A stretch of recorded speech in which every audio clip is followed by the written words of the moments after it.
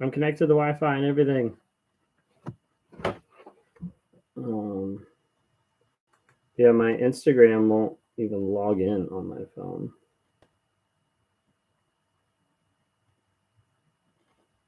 I don't even know what this is. Anyways. Hello. How's everybody doing tonight? Just wanted to say hey. So on here to talk about narcissism, narcissistic abuse, and we got a special guest coming on tonight. Bree, if you don't know her, her username on here is Abuse is Abuse. She should be joining us here in just a moment. I know we were planning on like 9 o'clock, so be awesome. But anyways, how's everybody doing? Hope y'all's week is going well so far, that we're staying no contact to the people we need to stay no contact to. Been having some one-on-ones with different people about staying no contact, going no contact. Yeah, I don't know what it is. All right. Hello. No contact strong, good.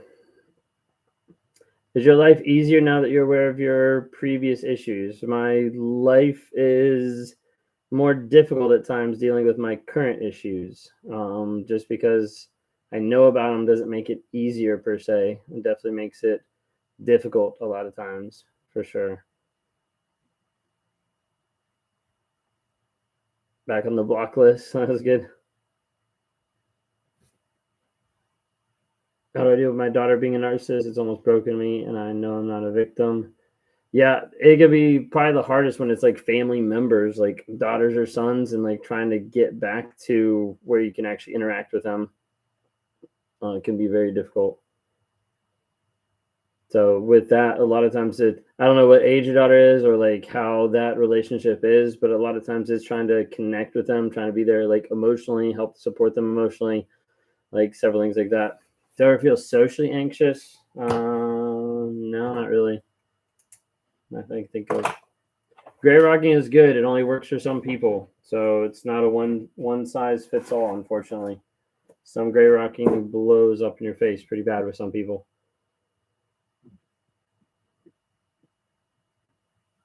When you take back the power, do they eventually leave? That's the goal and that's the plan, but it doesn't always happen. No contact is difficult. One of the best decisions ever made. It is difficult. Is super hard. Yeah, another example. Gray rocking. How's it worked for you? Hey, Fudging Kids. Good to see you. Hello. But yeah, gotcha. Now I can see that. Where's Bree? She said she was coming on. Bree, where are you? Let's see. I will send her an invite.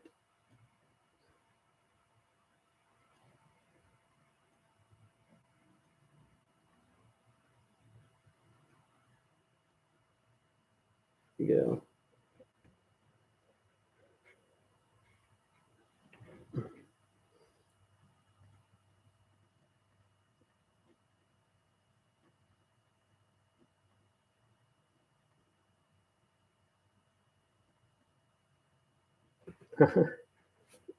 There we go. Invite sent.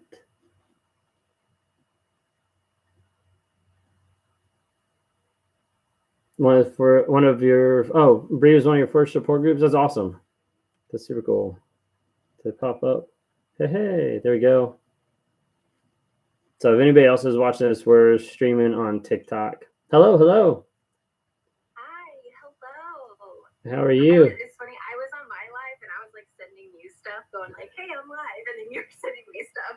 Gotcha. Yeah, I guess when we're on live, it's kind of hard to tell like what if we get the invites or whatever. Yeah, exactly. Thank you so much for agreeing to do this with me. I appreciate it. Yeah, no, absolutely. So it's good to meet you in person and finally be able to talk. I know, right? It's so funny how you can feel like you know people on TikTok, and then when you realize you're like, oh wait, we've never actually like. I feel like I know you and a lot of your story, and yet I'm like, I've never actually talked to you, so let's do that. Right. No, that's awesome. So it's super cool. So do you mind if I ask you some questions you probably literally answered at least 1,000 times, like bare minimum? No, that's fine. That's fine. People like to ask questions, and it helps because sometimes you might ask a question that hasn't been asked or that people in the live have a question about. Yeah, sure. But yeah. So when you think of like where you are now and then like your life before, what is like the biggest difference for you and yourself that you've seen? And I have more questions, so we can skip. Biggest difference, like in myself or like life or like whatever. I lost your audio for a second. Sorry, it's because a phone call came in. No, you're good. Well, now we lost you completely. Come back. No, that's a tough question. Biggest difference, biggest change. Yeah, keep sharing it. She's coming back. There we go. Going back. Heather's in the chat. Hello back. Awesome. Hello back. Yeah, that was a tough question. We're gonna have to revisit that one. I'm not sure. Oh, not a problem. I didn't know you came with a list. No, that's good. That's good. No, I mean, okay, okay. I'm a planner by nature. My apologies. No, you're good. How about we just talk? How was your day? It's good. It was busy. It's good though. So. Yeah. So you do coaching. Mm-hmm. Yeah. So. What do you focus on when you coach? It really depends. I find myself going completely different directions sometimes, and sometimes the conversation is completely different. Whether it's like very like laid back, kind of letting sometimes them kind of lead as far as like where they want to go, or sometimes it's kind of a little bit more like in their face of like, hey, like you have this, or like, hey, like you're minimizing this problem or something like that. It really kind of depends, because I've had some people that I've interacted with that I've like called out in the middle of like the coaching session of like, you're doing this kind of a thing. And normally I kind of like wait to see how they would react before I do something like that. But sometimes it's kind of necessary. But a lot of times it kind of goes, I don't know, I guess I'd say probably like 3 different ways. It's either like coaching and helping people like try to get better with where they are in life. And so sometimes that's like work related, mentally related, life related, like a lot of different kind of like areas. And then there's aspect of dealing with a lot of people who've come out of like abusive relationships, abusive in general, or like especially narcissistic abuse. And they're trying to make sense of it. They're trying to get closure. They're trying to break like the love bomb and things like that. And normally with that, that's kind of going through a lot of like feelings, like diving deep into what they're feeling, to the story that they're telling themselves, to the facts that support that, and then figuring out what's the actual story that we need to do. And then with the narcissist that I talked to, which I had the opportunity to talk to 2 narcissists today, so that was actually really, really cool. And shout out to one of them. Okay, so like I've been doing one-on-ones for 3 months now. It has not been that long. I've had the privilege of seeing probably like over like 120 people or something like that. And out of all the narcissists that I've talked to, the one guy I talked to today, which I'm not trying to pump him up because who knows, there's a narcissist, so he might like flake on me. But he's one of the only people that I met with, and I said, hey, I challenge every narcissist that I talk to sign up for the Wake Up Warrior Challenge. Go in, spend the $300. It's worth $3,000 at least, and go in and actually like learn about yourself. And he like emailed me later today, and he was like, hey, just want to let you know that I signed up. And I was like, cool, because like most of them most narcissists I talk with once, they never come back. Sure. But and do you work with victims too, I assume? Yeah, the narcissistic abuse like recovery, like that's probably like 95% of everybody I work with. And then I have a couple people that reach out and they're like, hey, like I feel like I'm narcissistic, or like I got your videos from my ex and I want to talk to you about stuff, stuff like that's like and I always imagine how many people like come to you and go, am I a narcissist? Can you tell me if I am one? Because so many of us are gaslit into believing like we're the problem. And so yeah, no, I had someone. I had someone a couple weeks ago that came on and in the thing was like saying like, I think I might be a narcissist, and I just had to tell her, I was like, you're not, like, I'm sorry, but like you're not giving off all the narky vibes, like it's just not happening. And she's like, what about this? And I was like, Let's no. know more about what are the narky vibes for you? Like what are your spidey senses tell you when you run into a narcissist? It's like you can it's like you can don't want to give away. You don't give this information. No, because it's not like whatever I say is gonna necessarily be picked up by other people. You know, it's I think it's really interesting because like sometimes you can walk up and you can see them talk and you can see the mask. Like you can literally like see it. And so that's not something that I'd expect like a lot of people to see because I don't even know how to describe it in one sense. But like you literally like walk up and you're like, wow, like you're talking through a mask right now. I think like love bombing, like that's like an easy one that I catch, like just like people trying to love bomb me like in a session or like love bomb me like in interactions, and I'm just like, oh wow, like yeah, you're fake, you know, that kind of thing. I've seen this. Yeah. I'm familiar with this. You can't do that. I think arguing with a narcissist is absolutely phenomenal at this point because it is hilarious and it is awesome, and like literally I'm like I feel like I've already written the book on this kind of stuff and you're trying to do the same logic to me, and it's just hilarious. Like watching the mental neurons fire of what path they're gonna go, trying to distract, to devalue and discredit the other person. And I'm like, I already know where you're going. And like sometimes it's just hilarious because I'm like, I'm not even engaging. Like I had I think it's still one of my favorite experiences when I met with a couple, and the guy was a narcissist, and like I called him out on stuff. It's the most I've ever cussed in a one-on-one because I was like livid. I was livid because I was literally like looking at myself. I was like, this is me, you know, unchanged. And it was like it was crazy. But like I'm losing my train of thought. But yeah, being able to see, and you said you enjoyed the fight.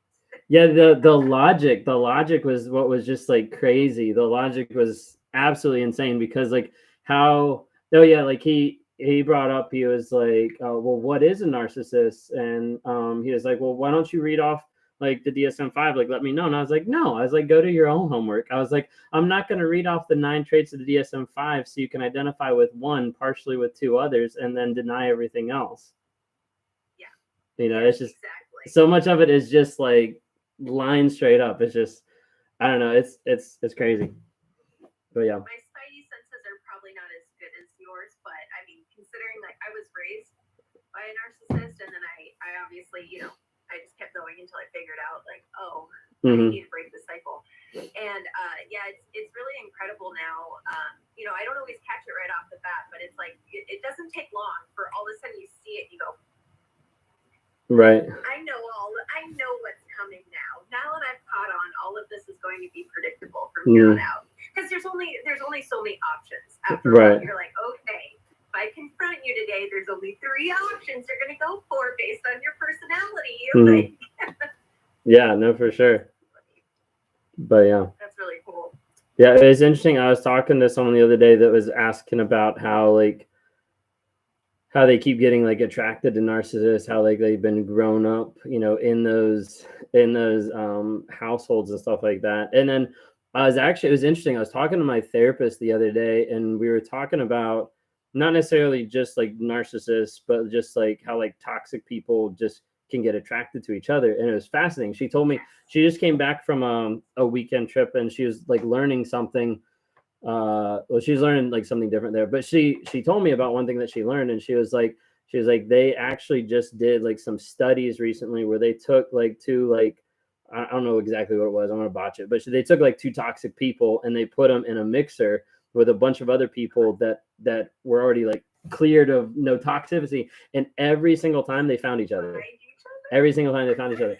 And so it was really fascinating because she said as they started developing and looking into the science, it goes down to even like the chemical and like the neuron level that how like toxic or how like healthy a person is like they'll actually end up like attracting like almost every single time. And so it kind of gave the idea of like who you surround yourself with. You know, people have said for the longest time, like you are who you're around. You know, who you surround yourself with and how you're trying to grow yourself ultimately can get you free from that. I mean, there's a lot more that goes into that, especially when we're talking about the abuse world. Sure, but that's like a huge component. If you understand that, and that's one step that you can take closer to exactly changing your life, which is important when you're constantly surrounded by toxicity. Yeah. I definitely know, like, my old group of friends, it's like I look back and it's like all of us were quite literally doing nothing with our lives because everyone around us was quite literally doing nothing with their lives. It's really easy to stay stagnant when everyone around you is stagnant. Right. And I finally broke away from that and wanted to start, you know, doing something with not just my life, but like really for myself. Like I just realized, man, I have some healing to do. I just realized there was no room for them because it was like how, you know, because I was starting to like change the way I perceived things and they didn't, they just wanted to stay there. And I'm like, okay, I guess that's just not going to work then. Yeah. I feel like I'm on the brink of having to deal with all that one more time in my life, probably the next biggest time in my life when I start going, I guess you could say like public with some of this stuff because up until now, well, still now until next week on the 8th is the launch date, I guess you could say. I've all this stuff that I've developed is not linked to anything of my personal stuff. So like my parents don't know anything about any of this. Oh, wow. Yeah, like my parents know nothing about this. Like the majority of people I went to college with, like different like my church, like Christian circles, like nobody knows really anything about this. And so the 8th of this month is when I finally am planning on like linking stuff, posting stuff so people actually know what's been going on because I tried posting some stuff about like a year ago and you know, for some people I kind of got, you know, the cold shoulder, they ignored it or I got shamed for it, you know. So sure. But well, I was gonna say, you know, I mean, I think that shows a lot of growth on your part, just the fact that because that takes vulnerability, the ability to put stuff out there and know not everyone is going to accept what you have to say. You know, I think those closest to you, the people, right? Some of the groups that you connect with. Yeah.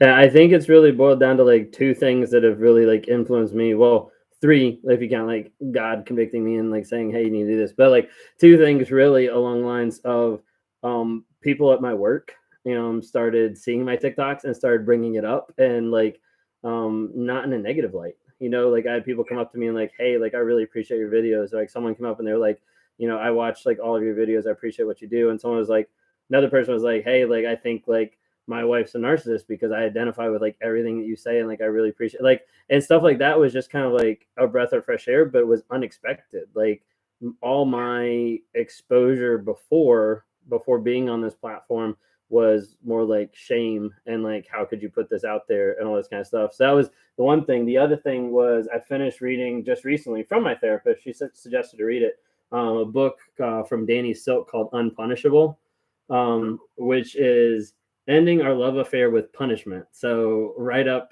my alley and dealing with stuff. And as I read it, I got into one of the chapters and one of the illustrations, examples, I guess it is because it's actually a real example, is about a guy who went through and had clinical covert narcissism.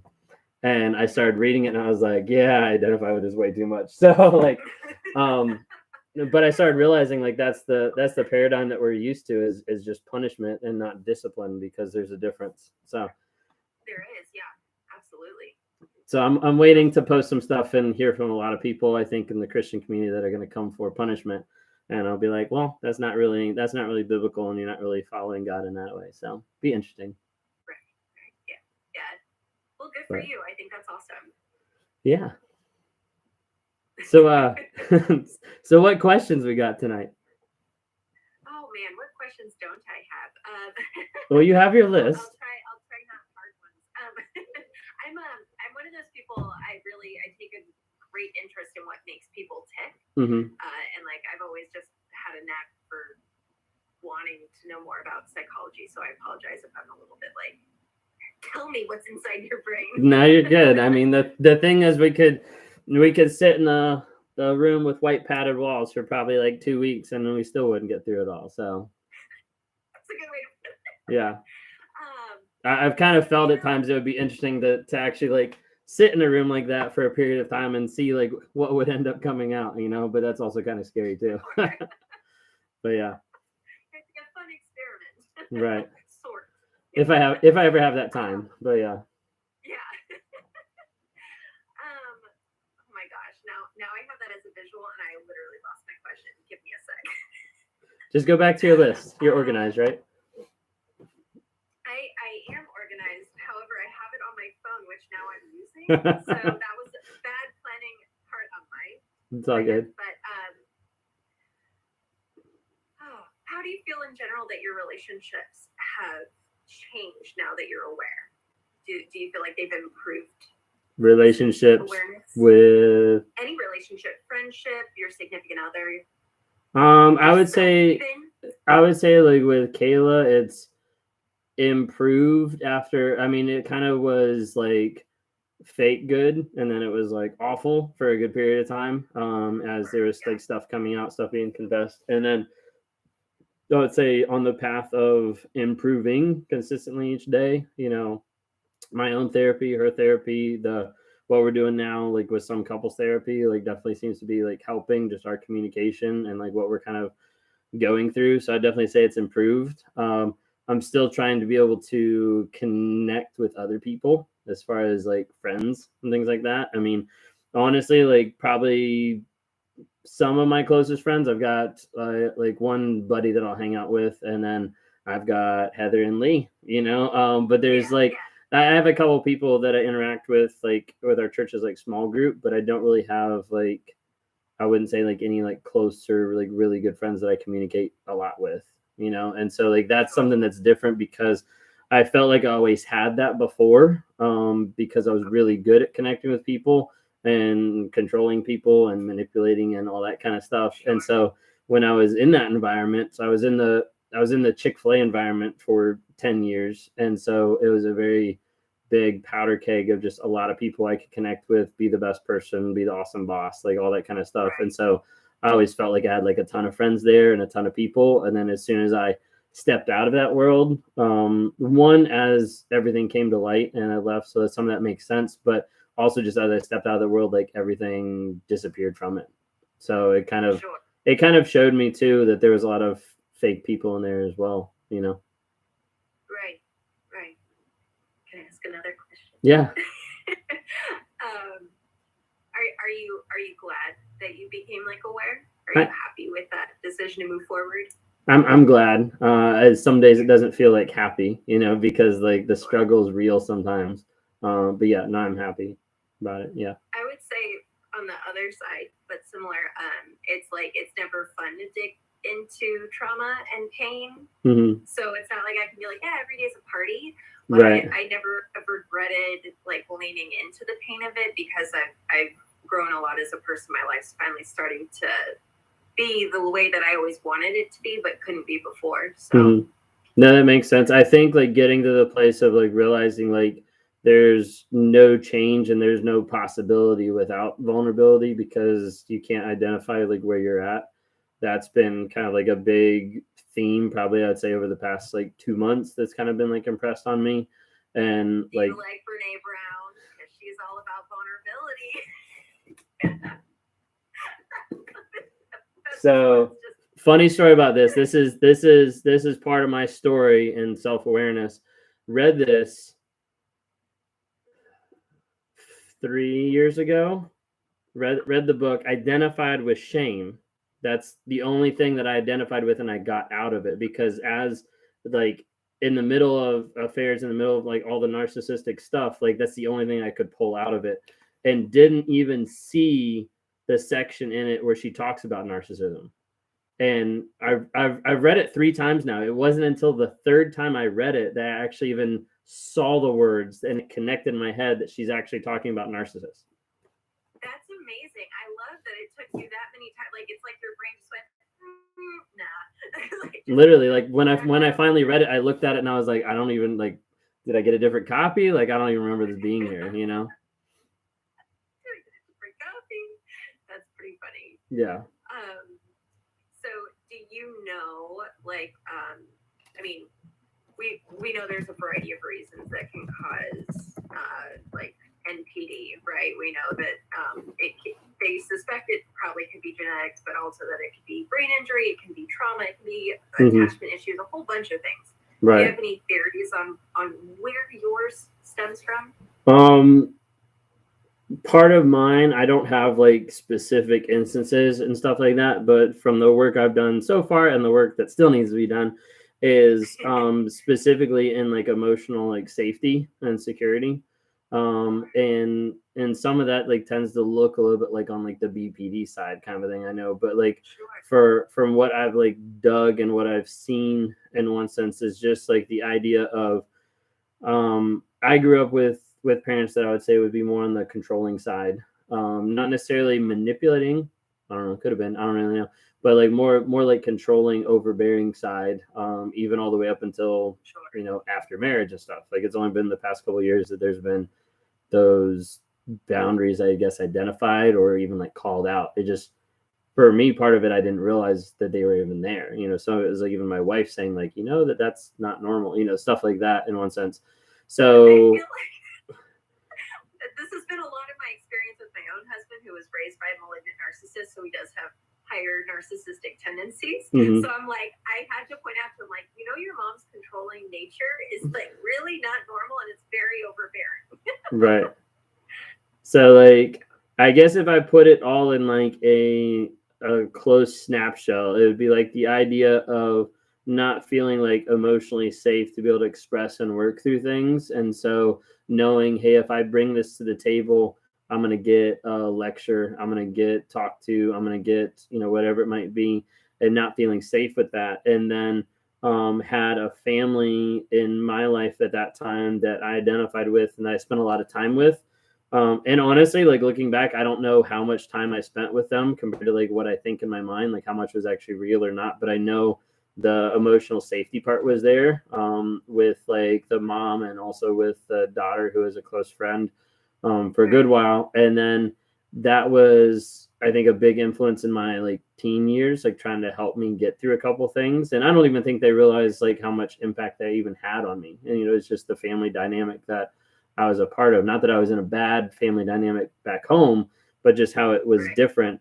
And then it was several years after that family and that interaction was basically kind of like cut off in one sense. It just wasn't for a couple of different reasons, it just wasn't available anymore. And so I think that kind of went back even more of like the same type of feelings, but I didn't really know how to identify some of that either. And it wasn't until I even did some like EMDR therapy, like some of the first therapy I did, that I even like processed some of the stuff with like with that girl in that family who ended up being kind of like first like girlfriend kind of thing.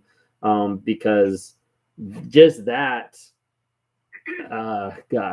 just that like contributed to a lot of different things like down the road, because I guess give you like a snapshot of like every dating and everything like that was like all across the board as far as like who I dated, personalities, like what people look like, all that kind of stuff. But like in marriage, the people that I cheated on my wife with, my wife actually pointed out, she was like, they're all kind of like the same, and goes back and like they literally like match up a lot to that first person, which is kind of crazy. I mean, but it's good that that you and your wife can talk about that, but also you can look at what that is that you were called back to.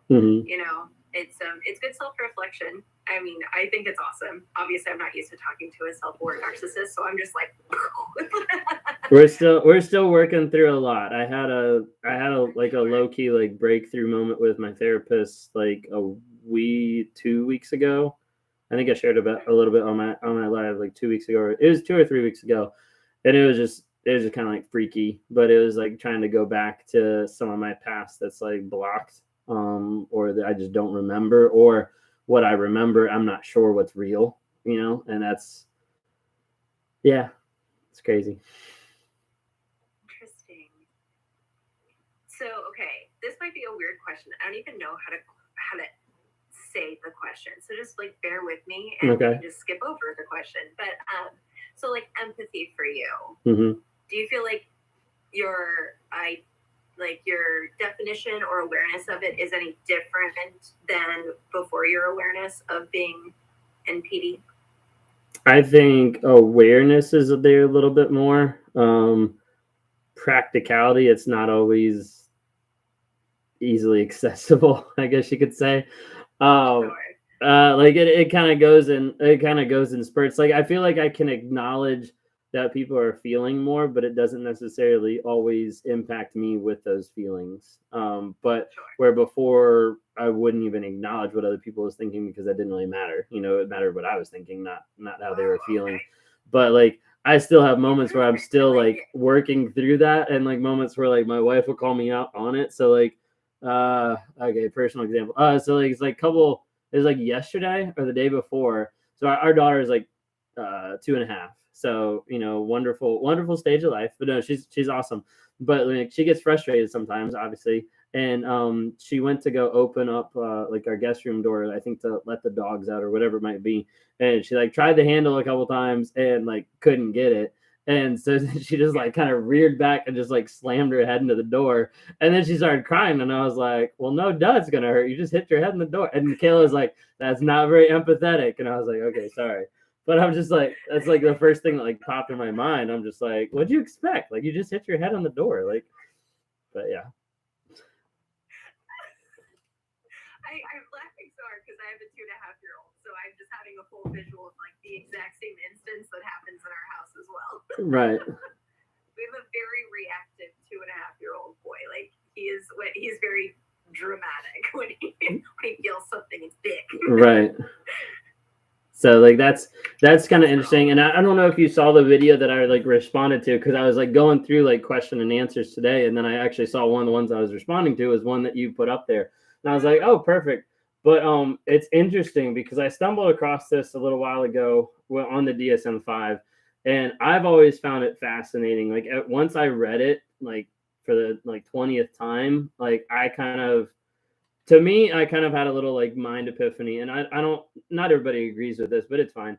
But on the DSM-5, so number 7 is the whole idea of lacks empathy. And so how it reads, DSM-5 reads, lacks empathy, is unwilling to recognize or identify with the feelings and needs of others. And as I read that, and as I start like really like diving into it some, like I can't say, 100%, and I can't align myself 100% with the camps that say narcissists are devoid of empathy, or there's no possible way of empathy, or they can never, have empathy or stuff like that, because I think there's a decent amount of it that is a reactionary response that gets them to the place where they're unwilling to recognize, but it's there. Yeah. It's just like buried deep, or it's under trauma, or it's a lot of stuff, but they're unwilling to recognize, or they don't care to identify, but they still see and know that it's there, which is kind of interesting. Yeah, no, I could see that. I definitely could. So, but that I feel like every time I bring it up, like I'm always like bringing it up like on pins and needles, because I'm waiting for like everybody to come out and be like, no, they don't feel, they don't have empathy, like that kind of stuff, I think it kind of goes down to when we're talking about whether or not they're a narcissist or not. Does matter. It's the behavior. It's like every abuser to some level probably does bury their empathy. They have to in order to be abusive, right? In nature. So it's like, I think there's always the choice to tap into it or not. Yeah, and that's the same for anybody, even victims of abuse. Some of us disassociate. We decide not to care about certain things if we can, right? As protection. So it makes sense to me. Right. Yeah. That was my that's my thought when it comes to empathy. Still trying to work on that, and still trying to find all of it too. We're still looking for empathy. I had a conversation with somebody about work, about somebody else that I need to work with, that I need to pull out some empathy. And I jokingly, as I left the office, I was like, let me go order some empathy, because I got to figure out how I'm going to do this, just because it's not always natural. Well, it's not natural at all, but we're still working on that. It's not natural at all. That's funny. But yeah. Nice. Oh my God. I had so many good questions in my brain. Do you remember any, babe? My husband's sitting over on the side. They're all stuck on your phone. Yeah. they're all trapped. That's funny. I mean, okay. So what would you say? So obviously there's a variety of different types of narcissists out there. Mm-hmm. What would you say like are the most noticeable traits across the board? Because obviously covert versus overt, grandiose versus vulnerable, somatic versus cerebral. So, you know, they can look and feel different. Mm-hmm. But like, what would you say like is for sure going to be there? Lying. Okay. Yes. Check mark. Yeah. 100% lying. I'm normally in the camp of like cheating as far as like if someone's a narcissist, I kind of feel like, without saying all narcissists cheat, because I say that a lot and I believe that with majority of the time, I would probably say like 98% of narcissists cheat. All right. 98%. So like that would be my label for it, you know. So like cheating and like I would expand cheating a lot as far as like, you know, physical, emotional, like anything like that, you know, because a lot of times people try to discount different types of cheating or whatever, but like sure, the same way people try to discount different types of abuse. That makes sense. Yeah, exactly. But yeah, I would say like lying and cheating would definitely be probably like two big ones. I mean, obviously there's like all the other characteristics, but as far as like ones that would traverse like all of those, lying and cheating would definitely be like top on my list. Probably, I don't feel like I could say gaslighting. I don't feel like I could say the devaluation, because there's all different types. I would probably have to say manipulation. Those would probably be my top three, because you're gonna have, because I think I can say that because manipulation is so broad.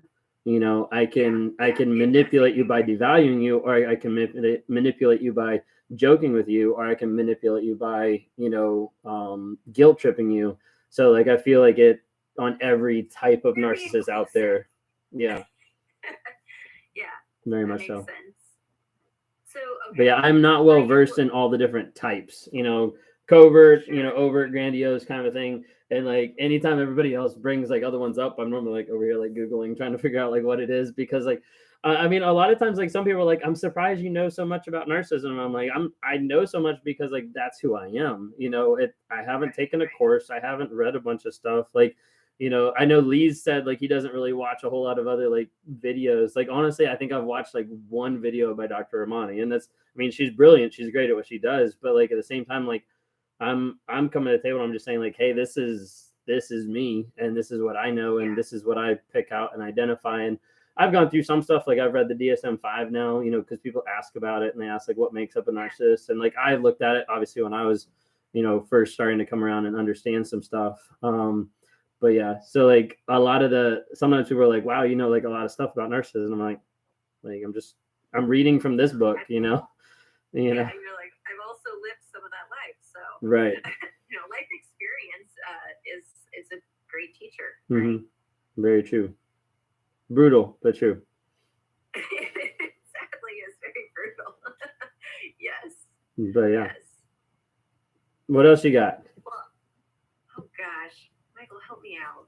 So I guess maybe tell. I know there's already people on here that like follow you and everything, but kind of tell a little bit about your platform, like what you do in one sense, just to kind of give your plug, but also let people know, because I know some people have been asked in the comments like what your username and stuff like that is, which they've been responding, but just kind of give people like a little rundown. Sure, thanks. I appreciate that. So hi everyone. I'm Bree. I am an abuse survivor. I've experienced a whole variety, as most of us have. I found out in 2014 from my psychiatrist, the words that she used to describe my mother-in-law was a malignant narcissist, which set me on my journey. And I opened up a YouTube because I was like, I'm going to share with people, I'm going to help people. And I did for a couple months. Then I totally got triggered, and CPTSD got blared, and I was like, never mind, and I shut it all down. And until 2020, with the pandemic, I was sitting at home and I was promoting my small business, and I started talking to people while doing my art about abuse, and somehow that turned into my entire platform, which is fine because I knew I'd always want to revisit YouTube, but now it's TikTok. And now I'm certified as a coach as well. So I work with people specifically that at least I like to. I like boundaries. I love telling people no. And I like teaching people how to learn to love themselves, because I do think that through abuse, you really just lose a whole sense of yourself. And I really think you lose touch with your whole reality, and having to rebuild that after is exhausting and overwhelming. So I like to do that. What's one of the most influential either books or podcasts that you feel like is helpful for people to know? There is one podcast that my husband and I listen to. It's called The Self-Healer's Soundboard, and a lot of it does just a lot of inner work, and I love it. Okay. So yeah, and Dr. Romani, if you're looking for how to educate yourself on narcissism 101. Right. Right. Awesome. So yeah, those two are great. Yeah. Yeah. I appreciate that. I still have one of my favorites right now that I listen to probably close to almost every day, which is the Brendan Show. It's by Brendan Burchard. That one's really good. He's the author of High Performance Habits, which is a really awesome way to be able to attack life in a really positive way. But he does a lot of stuff that's really about mindfulness, wellness, positivity, and some of that stuff. Listening to him, I'm just wow, you're way out there, but it's stuff that I need to be able to be to help counterbalance, I guess you could say. Literally start my mornings with Tony Robbins or Mel Robbins or some sort of motivational speaker. I'm all right, get me pumped for my day, because I'm not, so help me out. Yeah, no, he's really good. I really enjoy a lot of his stuff. Awesome, that's really cool. I like that. But yeah. I'm sorry, I'm all out of questions. All out of questions. But I'll let you go so you can hang out with your people that actually have questions for you, because I'm sure you can get tons. I really, really appreciate you doing this. It was really awesome. Yeah, no, absolutely. Get to know you and talk. Well, hey, let's plan to do another one sometime, and just write your questions down, okay? I will. I'll write them down this time. Sounds good. Thanks so much for jumping on. It was good to see you. Yeah, good to see you too, Ben. All right, take care. Bye. Bye.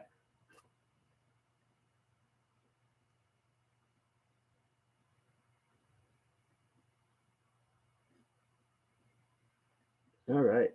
Awesome. That was super cool. Hey. Spicy. What's going on, man? How are you? I'm good, man. Just running around trying to get over this COVID. You got this. You're a narcissist. COVID doesn't hang around long. What's going on, though? I just tuned in. Somebody said, "Hey, Lee, what's going on, y'all?" It's going well. Beautiful people. Today's been hectic and busy, but it's been good. So I had a huge blessing today. We back when everybody switched jobs, we ended up going on COVID relief for the house and everything, and I finally got the approval to actually go back on get it deferred, so we don't owe back $9,000 or whatever. And so that was huge, because a couple months ago they said we couldn't, and I was kind of dreading all that. And so thankfully some stuff opened up and we were able to get that taken care of. But that was a 2-hour conversation on the phone trying to get everything handled today. Yeah. But that's a blessing in and of itself right there. Yeah, no, take the blessings as they come. Very true. That's good. How you been? I'm good. As I just finished up, I just loaded my little 2 TikToks for the day and duet to somebody, so I didn't have to do an extra one. I was just tired. Yeah. I've been posting TikToks later on, and I don't know. I gotta start posting my TikToks early. I've been posting 9, 10 o'clock. I'll be ready to go to sleep and post them. So I'll be on TikTok all day. It's how I go though. I spread them. I spread out my TikToks, but my Instagram, my YouTube, my Instagram, and my all my shorts, Instagram, YouTube, and Facebook get uploaded at night. Once I once I get a chance to like transfer them over from TikTok. Yeah, that's how you do it. You know, the shorts are where it's at right now to get you. It don't help with anything else, but it does help with your right. Trying to get subs. Yeah. Lower, you know, the shorts lower my watch time by a lot. My watch time somehow was like 2 minutes. Lee cracks me up when he says clapping cheeks. You know what? On my YouTube, people been like clapping back at the clapping cheeks. They said it dehumanizes survivors. I was like, huh? Like clapping cheeks dehumanizes people? Like, how? Clapping cheeks has been around since the Bible. They clap cheeks in the Bible, y'all. This is nothing new. That's hilarious. So I just joined up. What was Bree talking about? No, is she still in here? Is she dip? No, she popped back in. She was asking some questions that she had, but she wrote them all down on her phone, so she couldn't access them while she was live. So she was like, she asked a couple questions, some good questions, made me think, and then I think we're gonna have her come back on a live some other time when she writes them all down. Yeah. Okay. Yeah. As a good old Bree. She posts some good stuff. I be seeing her at first for a long time I thought her husband was like a narcissist or something. They was like working through it. They used to go live and answer questions. I'm like, I was just trying to peek in there. Like, what are you talking about it here? Right. I was trying to sneak in the lives and whatnot. Then saying, love you both content. Appreciate it, y'all. Yeah. At her, she's still on here. Roller coaster of love. What's going on, Ro? How you doing? Bree, write them down and then we come back on. Bree's right above you. Abuse is abuse. Yeah. Sorry, what's Bree's name on you? Yeah, she's like literally right above you. Teflon Tan. Yes, Lee and Ben. Yeah. What's going on, y'all? Where are the questions at? Y'all can shoot me some questions while I'm on here. I got a slight headache, and I'm about to try to start getting them at 4:30 in the morning. So my day is about to switch up. I'm not gonna do. I'm gonna stop doing one-on-ones to start my day out. I guess. It's not. Like, she said she started her day off with Tony Robbins. I started my day off with trauma. I was like, yeah, you have like the early ones, like 5 o'clock, 5:30 or something like that. Yeah, but you know what's been happening a lot though. People have been like scheduling the 5:30 morning, staying in there the afternoon for some reason. Because I'll get up at 5:30 to be on there, and they don't show up. I was like, watch at 5:30 this afternoon they log on. I'll be damn, they do. I'm like, right. So it throws my schedule out. Yeah, last time I did that and someone didn't get on, I just went live and started talking to everybody in the UK because they chimed in at that point. Oh, did you? Yeah. Somebody said, go sell some houses. I'm about to get back into real estate today. I got a pre-qualification today. I'm also back showing houses. I miss the simplicity of showing houses, y'all. So showing houses is simple. It's less traumatic. It really is. So I gotta change my phone number because people have been finding me online and calling me about TikTok. They're like, hey, you from TikTok? Yeah. Like, yeah, I'm from TikTok. Yeah. I take on vicarious traumas from my one-on-one sometimes. How can I cope with that? See, I'm not. See, you might want to ask Heather about that. Is Heather still alive? Heather can help you cope. Yeah, she's in here. I can kind of emotionally disconnect from people a lot of times when I'm doing the one-on-ones. Yeah. You know. I saw the one question here. Like, what do you think? Like, difference between like male and female narcs? So what I've heard a lot of people say is that female narcissistic people use weaponized sex more than men do. That's one of the main differences. And they're a little bit more, it's a little bit more harder to spot a female narcissist than it is a male narcissistic person. It's probably because they lean more towards the histrionic. Yeah. Heather, I'm a doula as well, so it happens. How do you know each other? We are like the Sephora narcissist, like podcast. No, we just like connected. Yeah, my brain, the COVID brain fog. I don't even remember how we like officially like introduced or met each other in one sense. No, we don't live in the same state. Ben lives one state over. Yeah, I think like I messaged you and we started messaging back and forth or whatever. Yeah, or something like that. Kayla is the one that introduced me to you. Oh, did you? Mm-hmm. She followed you like early on. Oh, did she? Lee, my ex-narc girlfriend started watching you and weaponizing your videos. See, that's the joy of posting stuff online. Yeah, they like tell people stop saying. I like doing one-on-ones with men and people who think they might be narcissists and stuff like that. But I hate when people send my videos. I just like because sometimes people set themselves up for that. It's just like, y'all, you're setting yourself up. Like, my girlfriend's sending your videos, and she thinks I'm a narcissist, and I don't know why, of course. I'm like, right. Do you think you're a narcissist? I might be. I'm like, okay. What do you think? That's what really matters. Right. How were you guys convinced to go to therapy? I'll let Ben answer that one. I think for me, like, it was just over time. It wasn't necessarily that anyone convinced me. It was more or less I got to the place that I was tired of this cycle. I was tired of not getting anywhere in life. I was tired of like seeing the same exact shit just keep coming back up and coming back up. And I knew like if I don't make a change, like it's not going to happen. I mean, I would say the first couple times I went to therapy, it was kind of like kicking and screaming in one sense, as far as like I didn't want to go, but I was like, fine, like whatever. And so I finally went, and I first off started my original therapy with some EMDR, and that actually kind of like helped with some trauma in the background that I didn't know anything about or have a clue about in one sense. And I think that kind of helped open the door and made it a little bit more, I guess, whatever the word is, a little bit more like accessible for me to think about counseling or in therapy and stuff like that. Mm-hmm. So mine came, like I said, nobody forced me to go to therapy too, because like nobody suggested it. It wasn't like a suggestion from anybody else. This is something that came from me and myself. Mm-hmm. You know what I mean? Because that's what I tell people all the time. Just like you can't, when you suggest therapy, it becomes your suggestion. So my wife didn't say anything about therapy. That's literally me. That was how I got there. I was just like, look, I looked it up online. I was like, well, they said therapy. They said therapy can help. So like, I'm gonna try to go to therapy. But still, even though she came back home, it still took me like 6 months to go to therapy. But I had joined those self-aware narcissist Facebook groups I tell people about, and they kind of helped guide me to therapy. And I just got online, sent my little Psychology Today email. And I've had the same therapist since that time. I've been working with the same therapist since that time. Like I said, I don't want to start over. Like I said, if my therapist like retired or something, I think I feel like it would be just tough to start over. Because even though the popularity of my pages have grown and stuff like that, I'm pretty sure like, hey guys, I'm looking for another therapist. I'm pretty sure a lot of therapists will want to work with me, but it's just like building that rapport from the beginning with her. Because just with her from the beginning, she was just like she's the same age as me. She kind of looked like my wife, so it's kind of like some transference going on there. While I'm talking to her, and she kind of is like talking to my wife at the same time and things like that.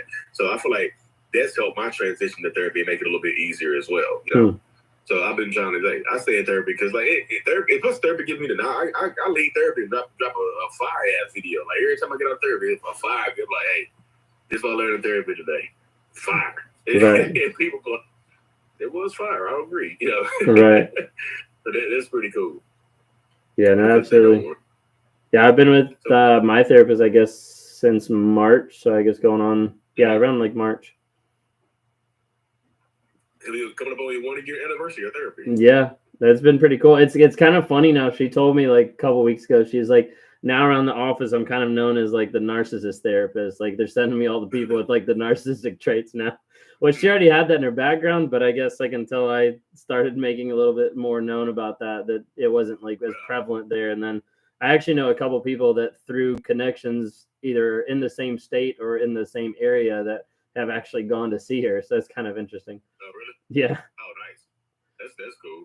Anyway, I told my therapist, I'm like, go me to shout you out. Well, she just kind of like, she has her own whole business. I think she's cool and whatnot. I'm like, I'll shout you out too. Like, I'm gonna put her in my book though. She's like, if you write a book, just throw me in the book. I got you. Right.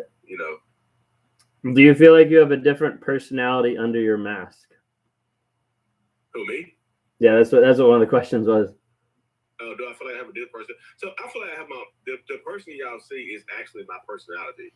I like to think the person I'm putting out online right now is who I actually am, because I don't have to hide anything from y'all because I'm being honest. I feel like if I was up here lying and twirling my hair and shit like that, making up lies, and I have to keep up a train of lies for some reason. I feel like I'm being authentic and genuine now, so I can crack myself. If y'all go back and watch my very first video from May of 2020 out here, you'll see a different person, because I was like more timid. I was more reserved. I wasn't being myself. I was a little bit more, I was just kind of coming out because I didn't expect it to go the way it's been going, so now I can crack jokes and be open and I can say clapping cheeks and stuff like that. I can be open and be funny and stuff, and just add some levity to the stuff I do. You can see my personality, but it's just it's just disordered. I have normal thoughts and feelings, but I also have it's like two sides of the same coin. I like flip a coin and it's just like, okay, here it comes. Like, right. I'm cool until something triggers me. Like literally. I feel like I'm just even keeled until something happens and it just throws me for a loop. And I'm just like, I'm hyper focused on it, and then I turn into somebody else. I'm just like, I just always feel like I'm up to the point right now. I feel like I've always been who I needed to be in situations. So like wherever situation I'm in, I become who I need to be. You know, but here. I'm just open now. Like I don't even care. Like people try to troll me with stuff I'm already saying to them. Like you say people just like, hey, you're a narc cheating bastard. Like I told you that. You would know that. That's I told you. Yeah. It's normally that way on YouTube. YouTube normally like blows up. Today, whenever I start, because I'm running YouTube Live as well. But like today, whenever I started YouTube Live, I saw that you can actually check where like the only people that can comment are subscribers. And so I was like, oh, I'm gonna do that because like I was tired of all the spam people like typing out like cheater like one letter at a time. I'm like, go watch the rest of my videos, like obviously. But yeah. Somebody earlier said they called out a narc that I know today. Somebody named Ashley said that that we know. Oh really? Ashley said, I called out a narcissist that you know. I saw that earlier. I meant to say something about it. Guys a lot saying it. Yeah. So yeah. So we both got that text. Yeah. All right, so disclaimer alert.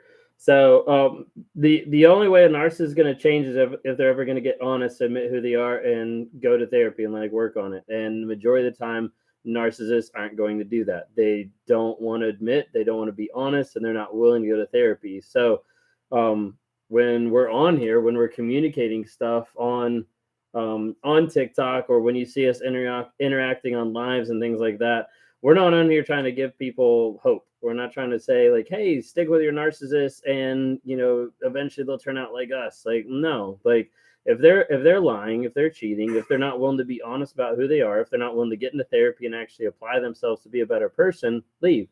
Because we're not on here to bring hope or to bring the possibility. Like, hope is what builds a trauma bond, and hope is what keeps you there longer for abuse. And a narcissist will rely on your hope to be able to abuse you more, to keep you longer as a supply.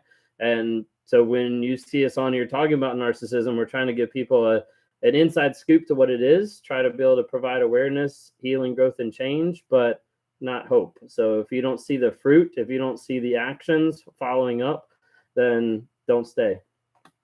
That's my disclaimer. Yeah. And here's mine. I'm just add on to yours. The strongest trait of manipulation is giving hope. So don't please, like I said, please don't take what you see us doing and stuff like that, because it seems easy online. It just seems like, damn, they just talk. They just sound just like they talking normal and stuff like that. And like this is years of work. Like Ben, even before therapy, he said Ben's story is similar to mine. Like even before therapy, he had already started to work on himself. Like he had already started to work on himself. He did. You said the warrior. What's the warrior? The wake up warrior. Well, yeah, he did the Wake Up Warrior Challenge, and he had already been working on himself. Like I've been working on myself for a very I'm 36 years old. I've been network marketing companies since I was 21 years old, and all they do is preach personal development. So I've been reading Tony Robbins. I've been like Les Brown, I've been on YouTube videos. I've been doing that stuff for like a decade and a half now. So this is like continuous work. This is not just me going to one therapy appointment like, oh, I'm good now. I'm gonna start a TikTok about it. It hasn't been like that. It's been like continuous work. And like I said, y'all, I'll be in therapy for the rest of my life. And yeah, so I'm okay with that. Like, so ask yourself before you get hope from seeing us talk, is your person willing to even go to one therapy session? And on top of that, are they willing to go for the rest of their lives? And not for you, they have to go for themselves. Right. It can't be for you. Hey, girl, I'm gonna go to therapy just to get you back. Please, just give me a chance. I'll go to therapy and work on it for you. And if they keep saying for you, that means they're not doing it for themselves, which really matters. Like I said, my wife will come here right now and say, hey, look, I'm leaving again. I'm not coming back. I'm like, shucks. So would I be mad as hell? Yeah, I'd be mad as hell. But I would literally still go to therapy because it's not for her, it's for me. And by working on myself, it just makes everybody else's lives around me better. It allows me to, to give back and talk and things like that. Mm-hmm. Nope. So Betty Hawk said, nope, he tells me he has no issues with himself.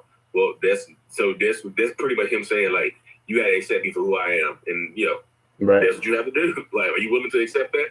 Because I feel like a lot of y'all settle for unhappiness and, a lot of tumultuous relationship because you don't want to see them with somebody else. Mm-hmm. But I don't want them to treat somebody else better. How are they treating you? Like, I feel like that's matters. What? Right. To treat somebody else better, that means they have to get somebody else the bare minimum. Like, that's literally, typically they're giving you less than the bare minimum. So all they have to do is get the next person the bare minimum to treat them better than you. Mm-hmm. So that's all that works. She said, wow, I wish my ex would go to therapy. But therapy is not going to guarantee that they'll be better. Like, even me, if you ask me what I use therapy for, therapy has made me a better narcissist. And like I said, I don't think, I know y'all may push back on this, but I don't think narcissist automatically means you're a bad person. Narcissist means I have a disorder. It doesn't make me a bad person. It makes my choices harder. It gives me the bad option, the good. It's like the angel and the demon. Like the demon just like, just do it. It feels good right now, So I don't see narcissists as being a bad person. They make bad choices. So it just made me a better narcissist, made me more informed of who I am and provided me the answers that I've always been asking myself. Like the questions I've been asking myself, it just provided me those answers. So that's what therapy has done for me, y'all. It's just like, it's not for everybody. But some narcissists are bad people, y'all. Don't take that just like, oh, he said narcissists. No. Now screen record that and share it with everybody. They're not bad. Somebody else screen record it and chop it up and post it. Like, listen to Lee Hammock and just start a smear campaign. I'll be like, all right, y'all. Right. I can't say anything else. Okay. But yeah. So they can. You said the key word, they have to want to get therapy. Yes, they have to want it. Yeah. Want it. Yeah, they have to want to go to therapy. And I said, y'all, therapy is not easy. Like therapy, I have to I come out the therapy appointment. I have to you say the same thing. You have to sit in the car and decompress. It's heavy. Yeah, thankfully where my therapy is, I can get out and I can as soon as I can go across the street and there's like a park and walk around or sit or something like that. And I've had to have several sessions where I get out and I'm like, I either text Kayla or I don't text her at all. And she hears from me a half hour later being like, she's like, rough session. I was like, yep. Sometimes it's brutal. Yeah. Hey, Heather, you're in here. Heather, can you post in a snippet, the question of that one video that I duetted the other day? It was about a narcissist seeing another narcissist or something. I don't remember the specific question, but I feel like it would be cool for Lee and I to dissect that question real quick while we're both on here. What was the question? I don't remember. I do edit it, but I didn't respond to it. She's going to throw it in the chat here in a second. Oh, okay. I was like, what I missed something. There's something about a narcissist seeing another narcissist, if they get annoyed, or I don't remember exactly. She'll throw it in the chat here in a second. Okay. But yeah, okay.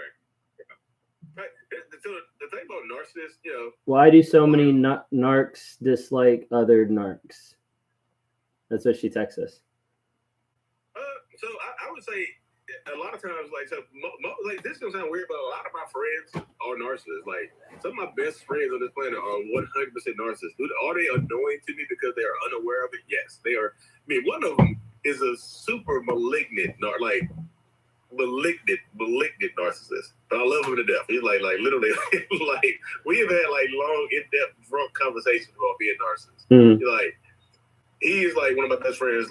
It's just funny. But another one is he's aware of it. But he doesn't care. He's just living his life. The other one is unaware and he's a terrible person, terrible father. One of my good friends, I was like, bro, you are just a terrible person. He's just so delusional that he thinks he's the best person in the world. Super delusional. It is insane. I was like, bro, he annoys me. I think I get annoyed by other narcissists that kind of use their powers for bad. They're out here manipulating the world or causing harm to people. Mm-hmm. Those are the narcissistic people that annoy me. The other one's I admire a narcissist in power. I'm like, damn, how did I get that power? I like powerful people. How did I get that? I want that. That's how I be feeling. Right. Yeah, I can see. I just feel like narcissists would dislike each other for the normal reasons that other people dislike each other, like different beliefs, different, just the differences, because you guys want to be better. Who said that? Somebody said that? Yeah, I think I think a narc could dislike. I think they were mentioning, she was mentioning of sometimes like a narc seeing themselves. So I could see like a narc that would get annoyed at like seeing the same traits or the attributes that they have at times, as far as like, they don't like seeing that, but they hide it themselves. I think sometimes a narc might not like another narc just for the sole idea of like control, of like who has more control of a room, who has more control of like something going on. I could definitely see that being like a part of it as well. Yeah, it's like a power struggle, like a power dynamic or something like that. I feel like if I was more like grandiose or overt, or if my personality was more similar to yours in one sense, I feel like we would butt heads more. Yeah, I would agree with that. I say, because like my homeboy, I said my best friend, like one of my best friends, he is like a pillow. He's like he is like the most. I'm telling you, if you ever meet him, he's like literally the most overt narcissistic person you'll meet in your life.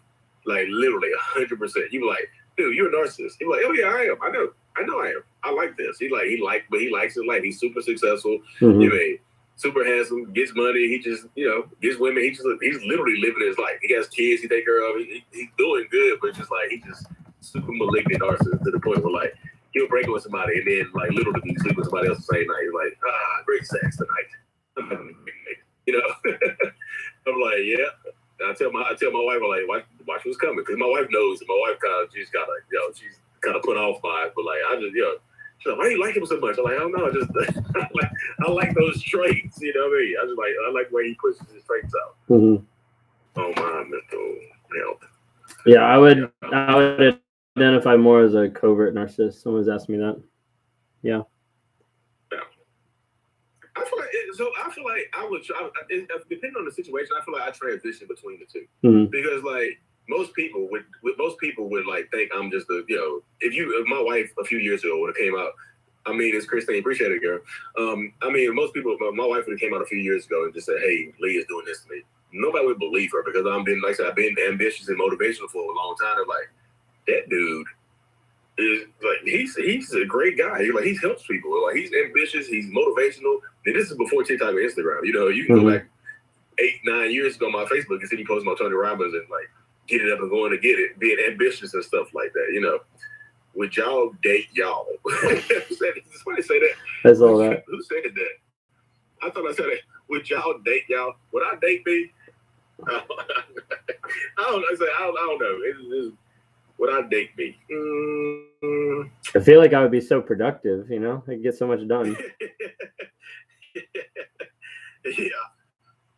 Losing it regardless. Someone said something else, but I don't remember. Oh, do narcs stalk even if you're married and moved on? I would say yeah. A lot of times they do.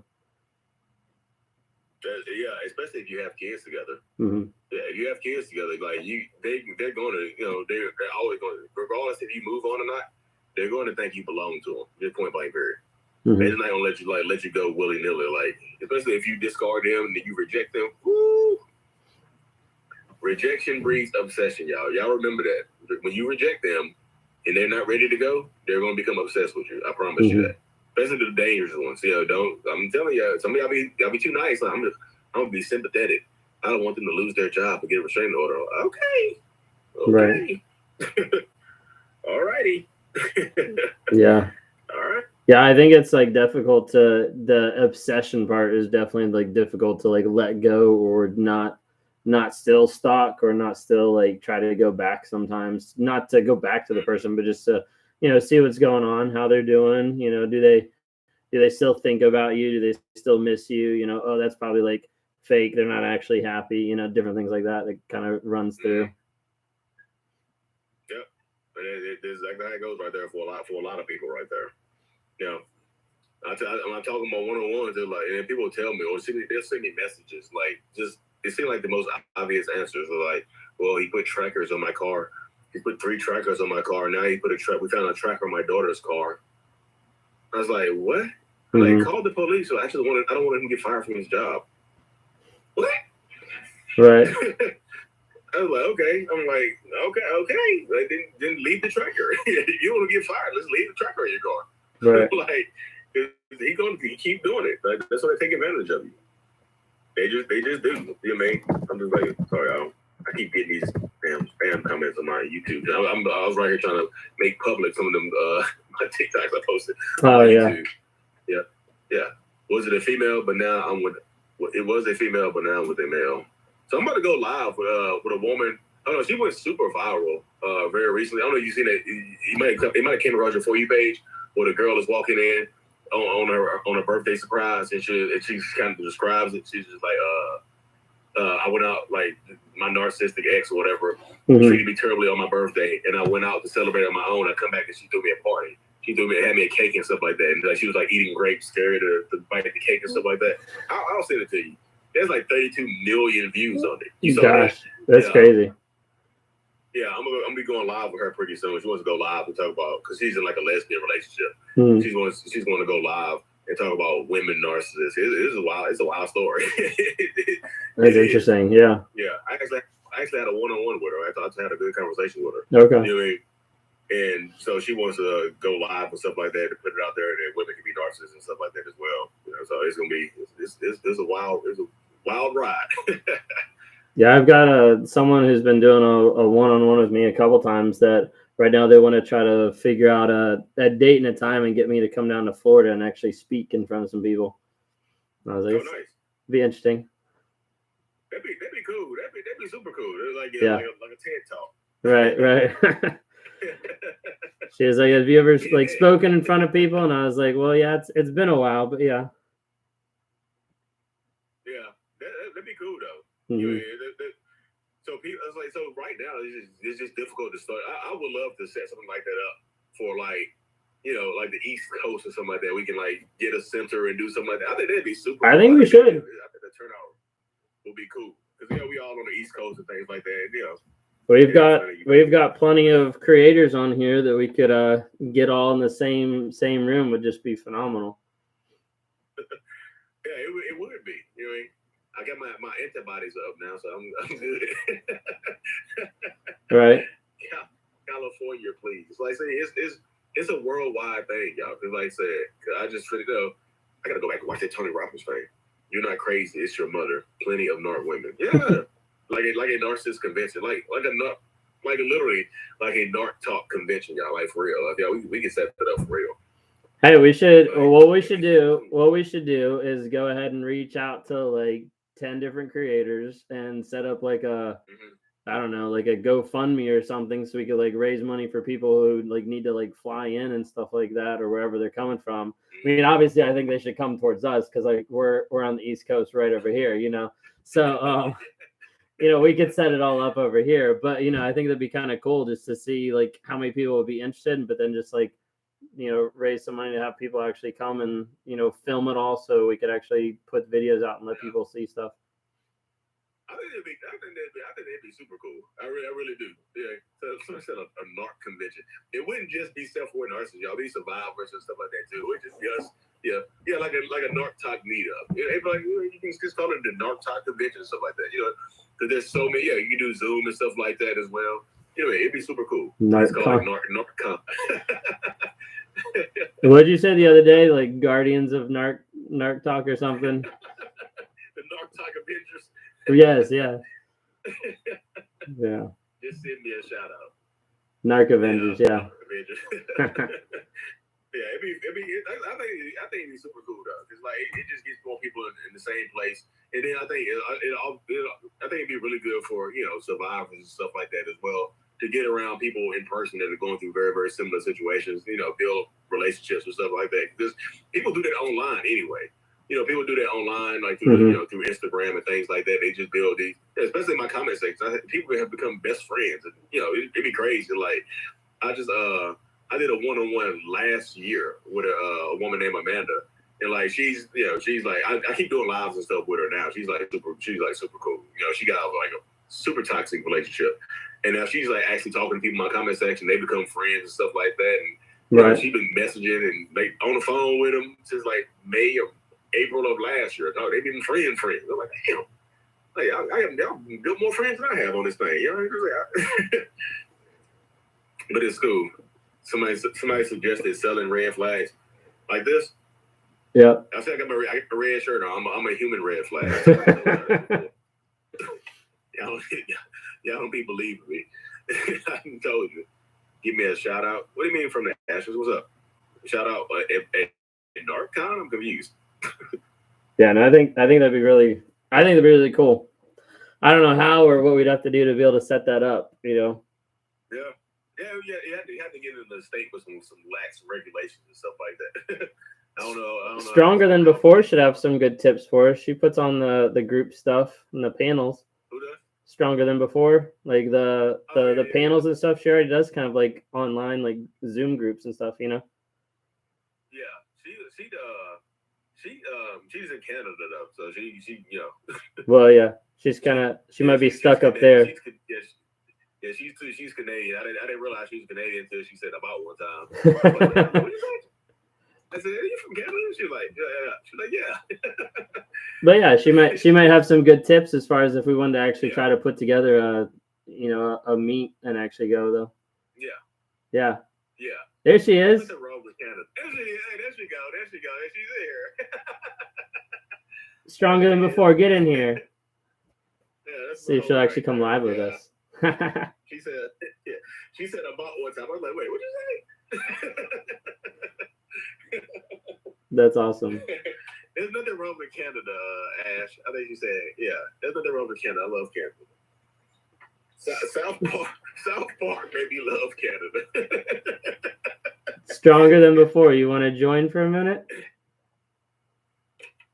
Where is my charger? We could hire her to do our event planning. She said she did event planning. Does she? Okay, cool. Where the hell is my? I thought I had a phone charger. There you go. I thought I had a phone charger. But yeah, we could definitely do that. We could do a road trip or a tour or something like that across the country. I think it'd be cool. That'd be pretty wild. Doing it online. There she is. I've seen other people doing it online. There she is. She coming on? Hi. Hello. I'm not here already. How are you doing? I'm good. How are you? Doing well. It's good to see you. You too. Never jumped on your live before, but well, welcome. They're not a couple times. Yeah. So yeah, what's going on? How you doing? Good. I saw you jump in for a second, so I figured I'd drop your name really quick because I know you do the like the events and stuff, you know, with having different panels and all those things like that. And I was like, you'd be the perfect person to ask questions and connect with as far as like us actually trying to do something like a live in-person event. I keep it Stronger Than Before book set over here. Nice. I love it. Yeah, I was there. There she go right there. All those things in the book. Yeah. Available on Amazon. So y'all definitely need to get this. Look, that's the old one right there. Let's get the new design right here. Y'all see that one? There you go. Trauma Bomb Recovery Journal. There you go. Yep. Say the Haley. So there you go. Y'all check that out. Trauma Bomb Recovery Journal. I keep it on deck when I'm doing my one-on-ones. Like you need to get this. You know? I said, buy this. Yeah, they've been doing really well. That's awesome. Glad to have this.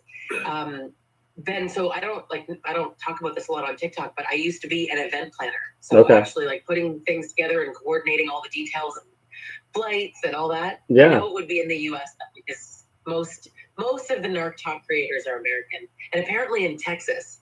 Yeah. Texas is like, if people ask me like, what's the hot spot in the United States for narcissists? I'm like Texas. Same. I would say Texas immediately because I had 3 1-on-1s back to back one day, and everybody was from Texas.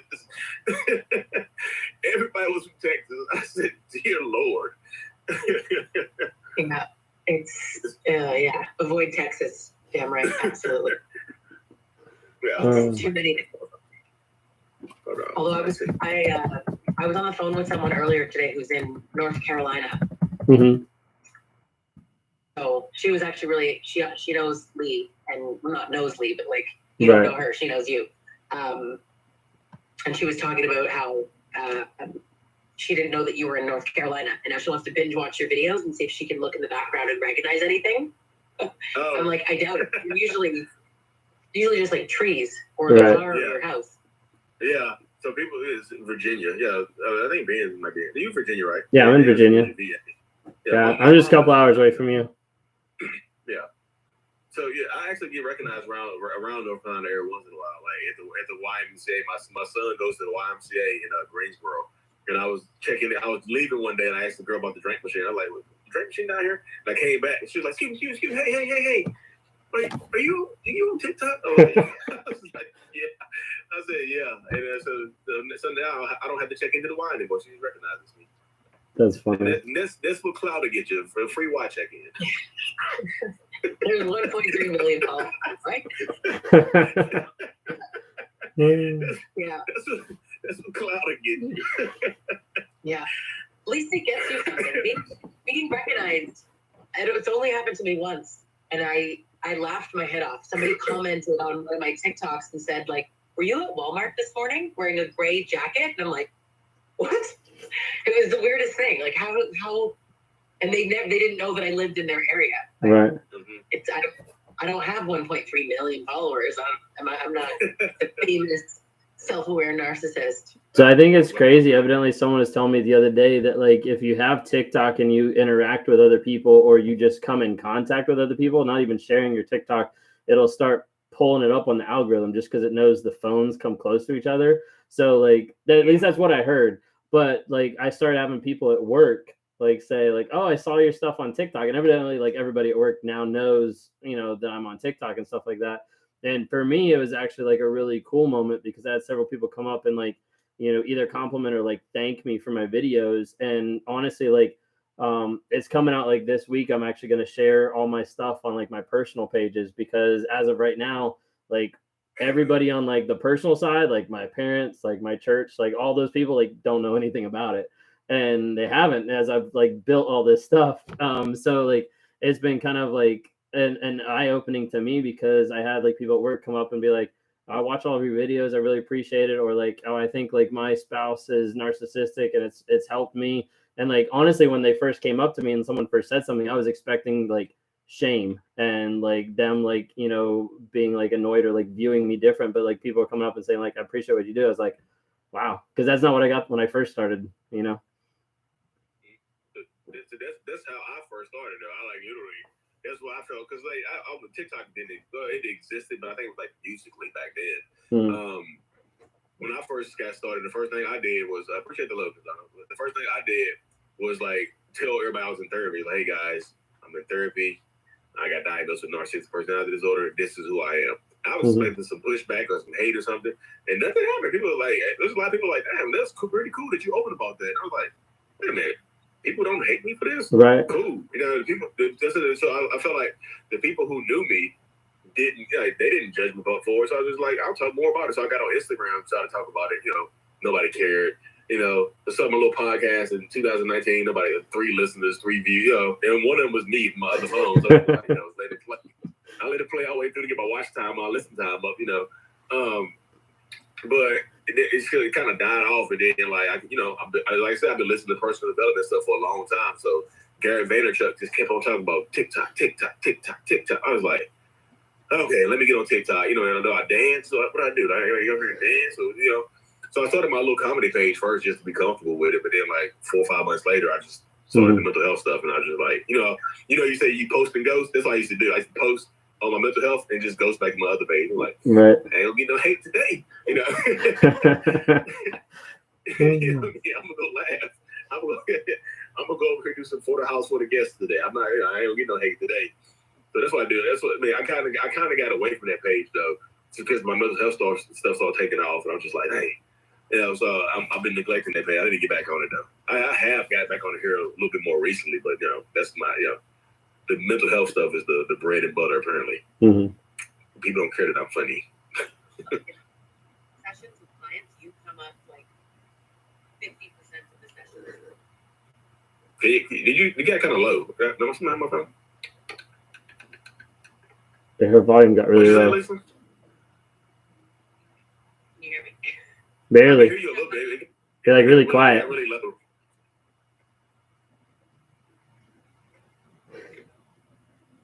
I know she said something. Oh, I can hear you, but it's just low. Barely. It's too much pressure. It's all good. But my phone did disappear. 1 minute. 1 minute. Maybe we were too loud and it like recalibrated your audio, so it's all quiet now. Yeah. He said.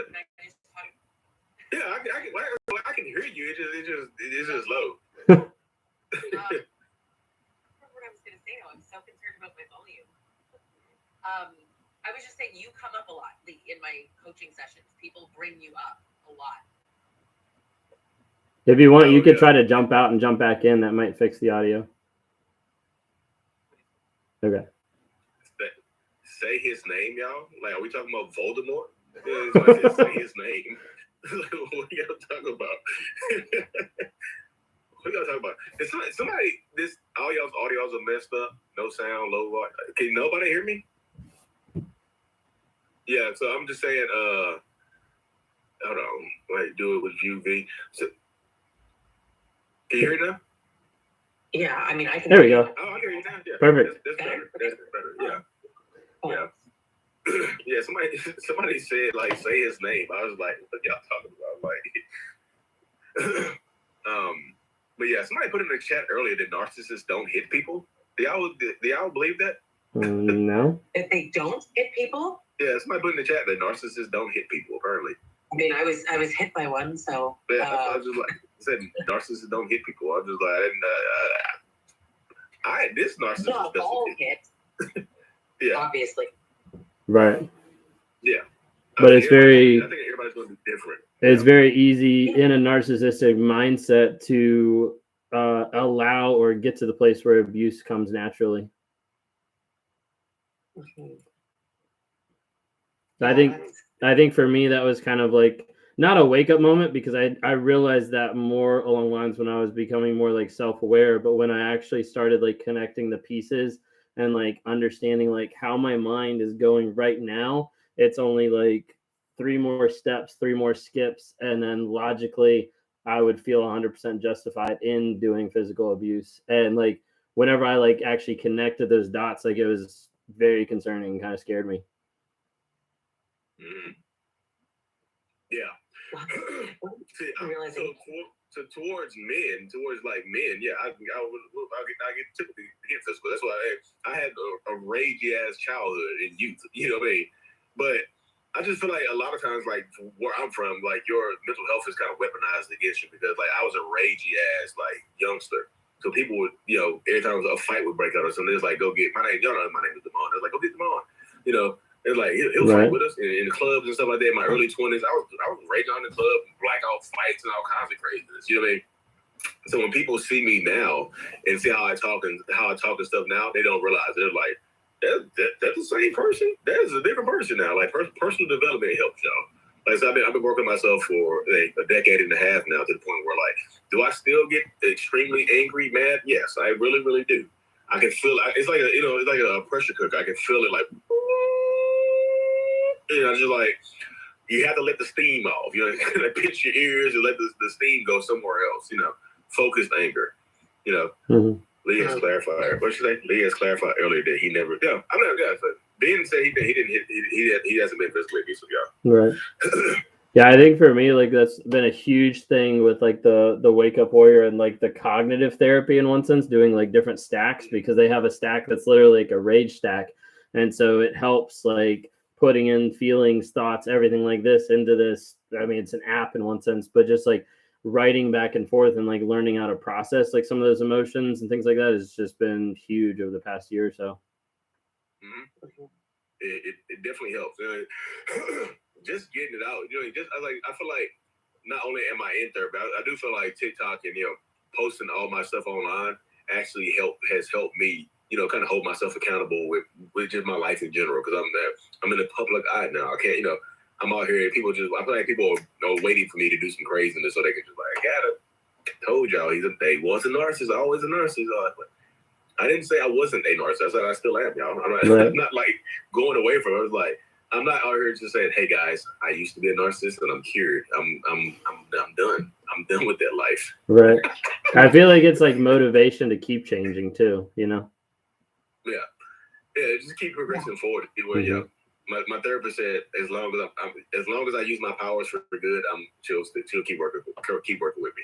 So as long as you don't see me up there leading an army of flying monkeys against flying monkeys on TikTok or something. You know what I mean?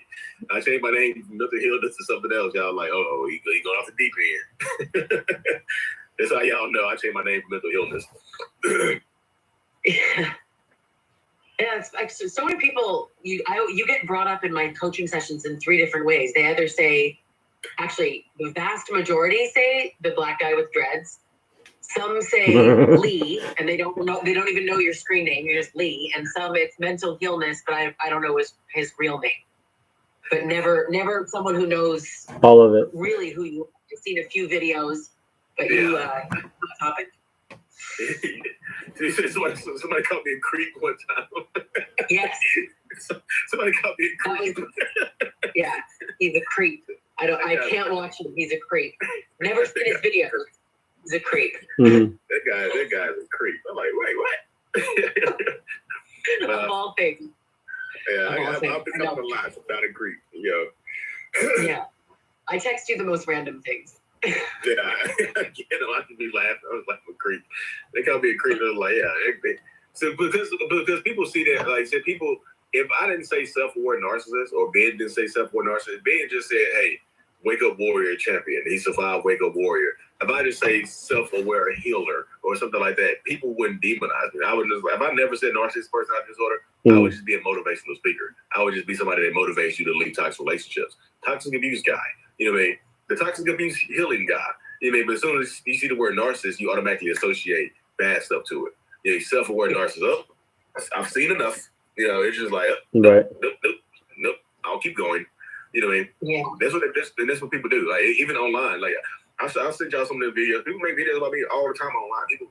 People in my real life that know me, like other real estate agents, will send me videos that people make about me on TikTok. It's like, hey, this video is about you right here. I'm like, oh my God, now let's do it. They're like, he's somebody said I was easy on the eyes but hard on the soul. You know, I was just like, what? That's interesting. Yeah, he's easy on the eyes, but he's a demon. And then like somebody actually brought up, like, because my daughter, y'all know I hold my daughter right here, and she broke my curtain right. She broke my TV, messing with the blinds, and somebody used that in one of the videos. There's like, he had a broken curtain blind behind him, so you know he's disorganized. You know he beats his wife because he can't replace that curtain. I was like, I told Ben, I was like, I went through the other day and read 100 negative comments about me to see if that would affect me in any way. And it was like the same jargon that people typically say. It's not, they don't be making points, they just be attacking my character, but they don't know me. I'm like, cool. You know. Right. Yeah. This is my daughter, like, I hold my daughter right here all the time. She's like, reaches back here and broke my blind. And it's like, you know he's a bad person because of that blind back there. He definitely beats his wife. I'm just like, what the fuck? That's crazy. People would just say anything. Yeah. That's a terrible joke. Yeah, I went through read literally 100 negative comments.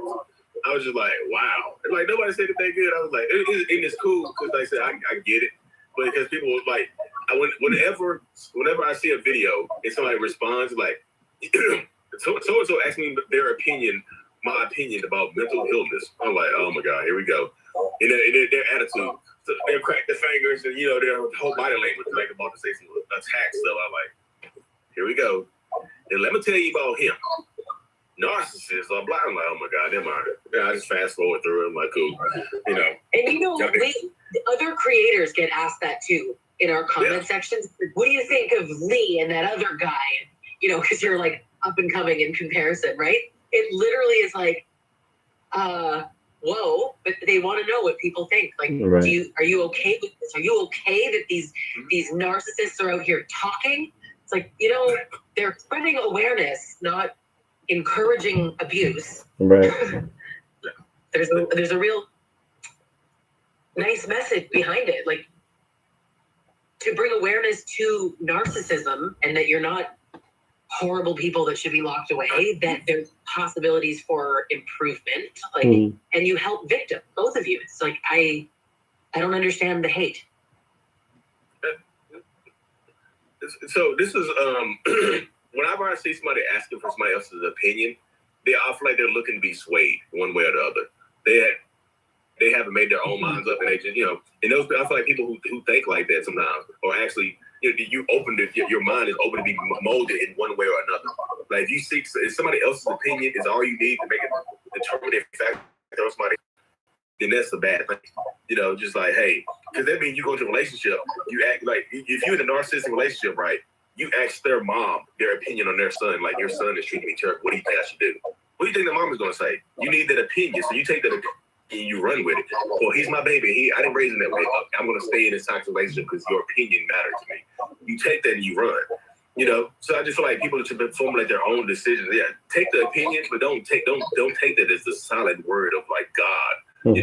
Listen to other people's opinions and formulate your own. That's like somebody telling you to, you want to see a movie. Like Ben wants to do the Wake Up Warrior challenge, right? But I've done it before. I'm just like, look, I don't like it, Ben. You wouldn't like it. So Ben doesn't do it. But Ben ends up doing it later on. I'm gonna try it anyway. Ben likes it. He ends up swayed. He chose because he chose himself. But he took 3-4 extra years to do it because I told him I didn't like it. So my opinion swayed him in a negative direction, and it shouldn't have mattered. Right. Let him make his own decision. So that's why I think, like, I see people, they want to be swayed one way or the other. Or they're looking for some confirmation bias where they've already made their minds up and they need somebody else to kind of stamp it. Like, what do you think of Lee? Yeah, he is a jerk. I knew it. Yeah. You knew it. Yeah, I remember one of my lives, Lee came on just in the comic section. And he was like, Ben is so toxic, Appreciate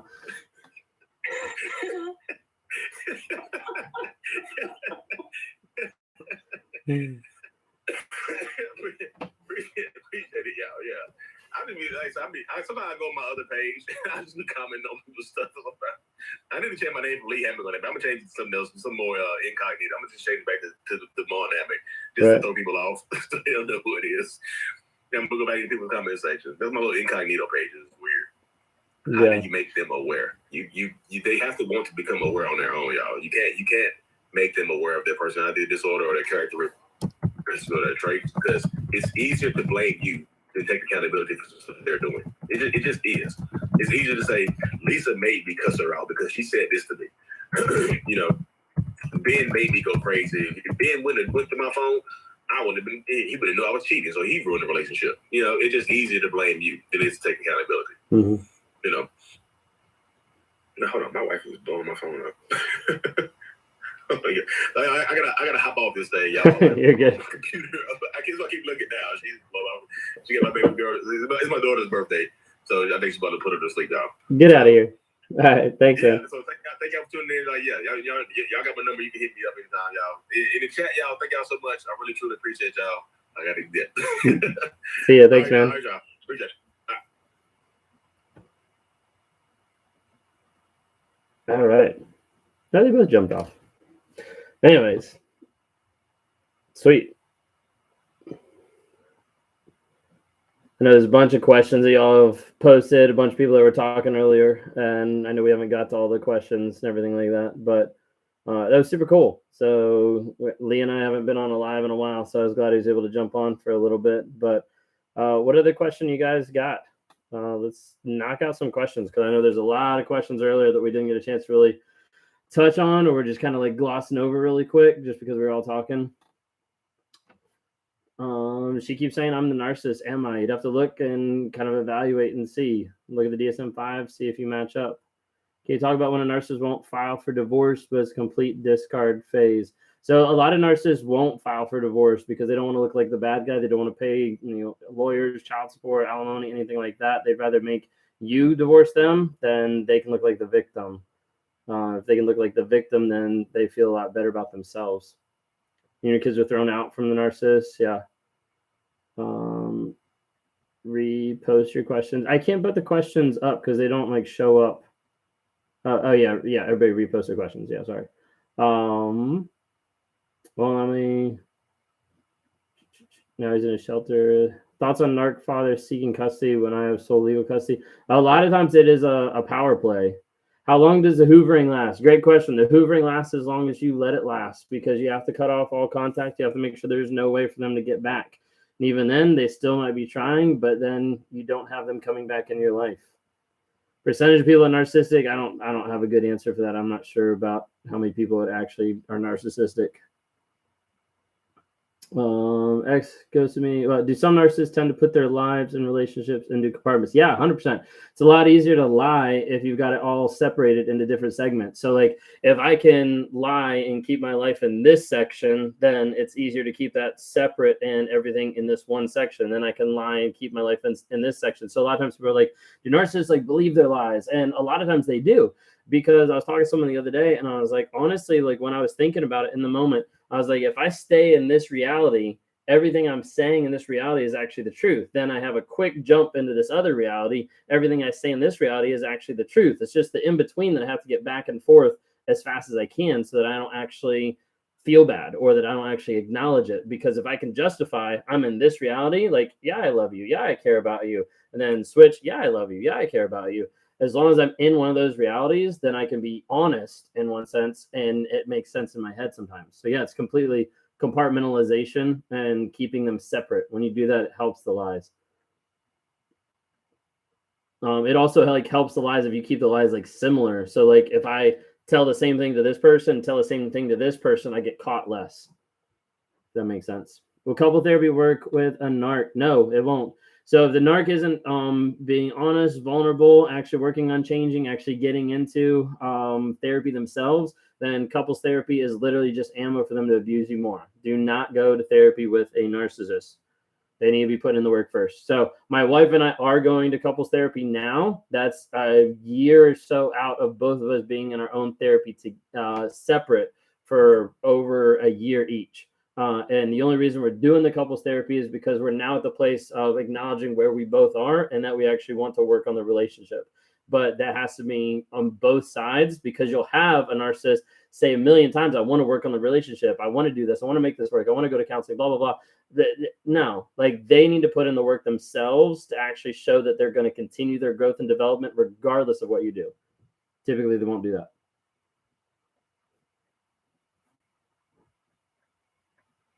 Narcissistic legal abuse thoughts. I need a little bit more than that. I'm not sure. Can narcs cultivate more empathy? I think self-aware narcs can tap into it a little bit more or start to acknowledge. But the thing is, they have to start acknowledging other people's feelings. And that's hard for them to do because they have to get past themselves. Ghosted you. Yeah, their words don't meet their actions. That's why with a narcissist, you have to focus on their actions, not their words. Their words have been what has trapped you the entire time. Their words are what keep you there in hope. Any suggestions on a narcissist who abuses alcohol? Same suggestions of a narcissist who doesn't abuse alcohol. If they're not willing to be open, honest, and change, then leave. How do you break the trauma bond? You focus on the feelings. You figure out what story you're telling yourself. Then you start asking yourself, what do the facts actually say? Do they support my story or not? If they don't support the story, then you write a new story. If they support the story, then you need to figure out where you're actually going in life, and do you actually want to keep with that abuse? Does he realize how badly he's treated me? He doesn't care. Does he not realize he's sexually abused me? He doesn't realize that at all.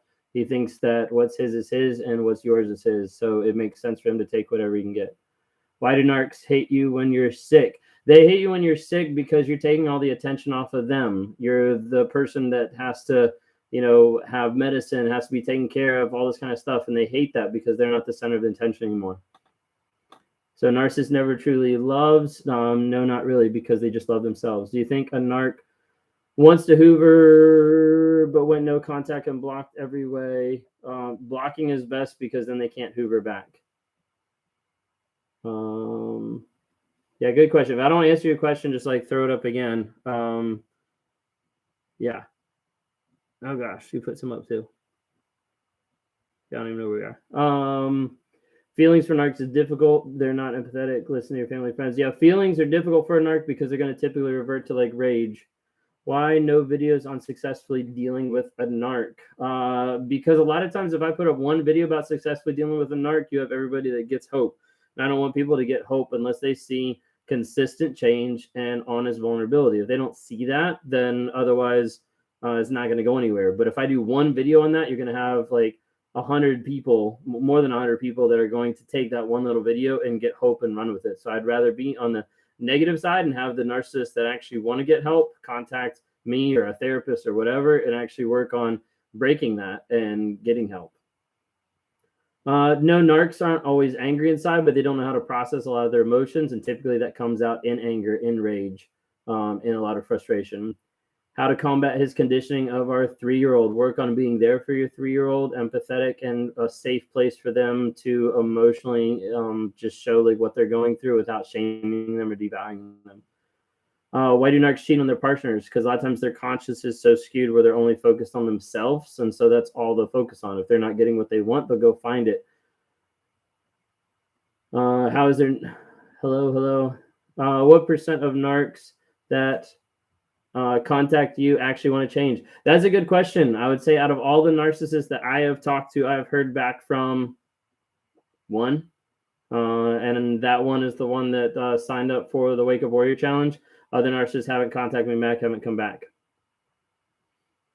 So, yeah. I feel like a lot of the narcissists that I talk to want to figure out if they are narcissists or want to figure out if what their ex said is actually true or not. And then they normally don't come back or normally don't do the work.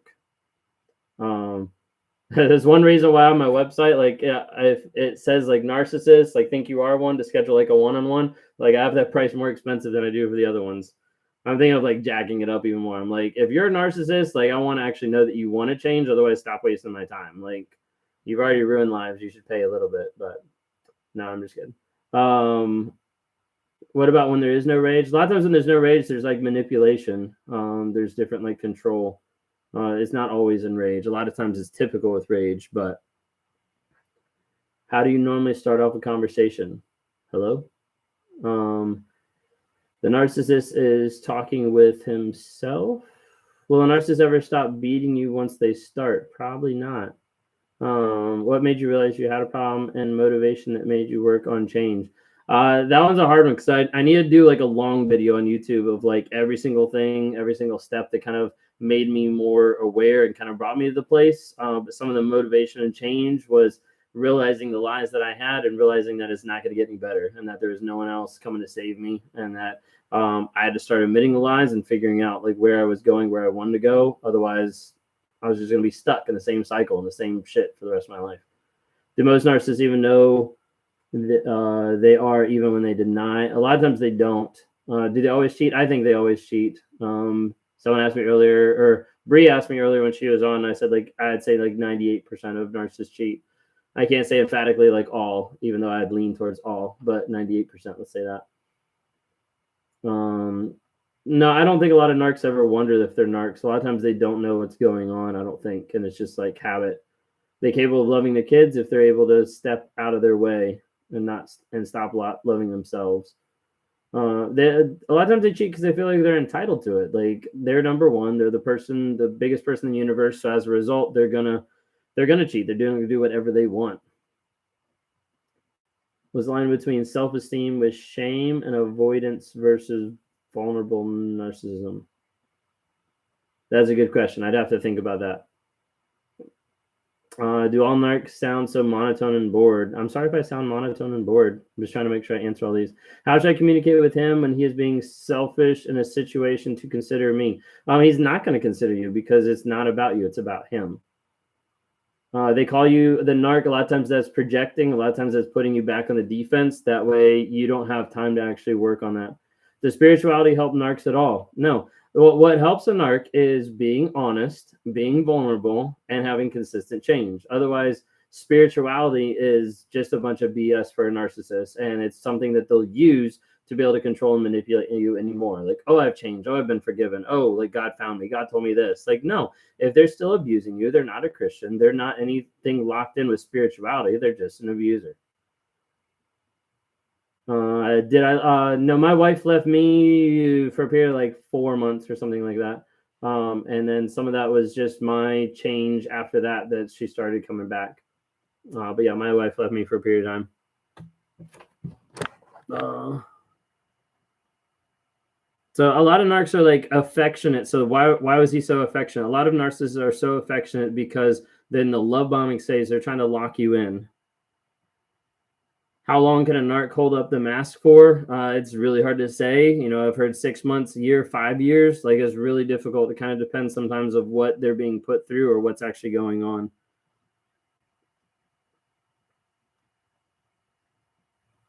Yeah, a lot of narcissists won't sign divorce papers because like they want to save face. They don't want to actually go through that.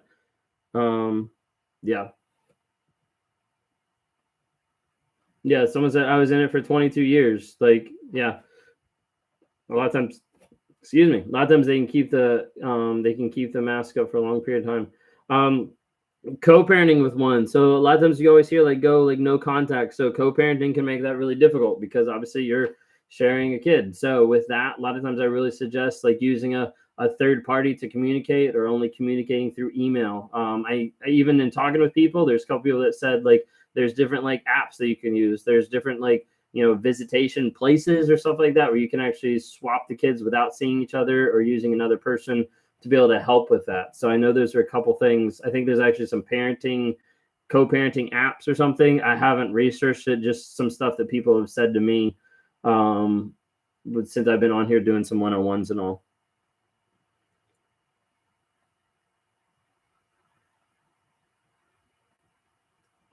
Withholding affection. So a lot of times that's along like the discard side of you want to pump people up and then you want to pull back. You want to pull back your affection.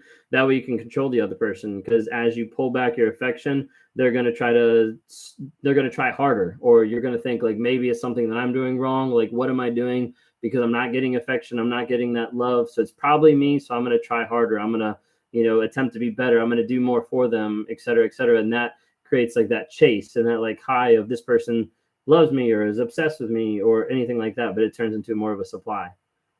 Why can't they share passwords after getting caught but say to trust them? Because they haven't changed. They have not changed. If they can't be honest and vulnerable, then they're still bullshitting you and you need to leave. Who do they punish? Why did they punish you before the discard? Police stations are good exchanges. There you go. Best to leave without telling him. Yeah, no, there's several people that I've talked to that I've said, like, don't tell them that you're leaving because they already have, like, violence in their nature. Like, you need to plan an exit strategy and get out and find a safe place.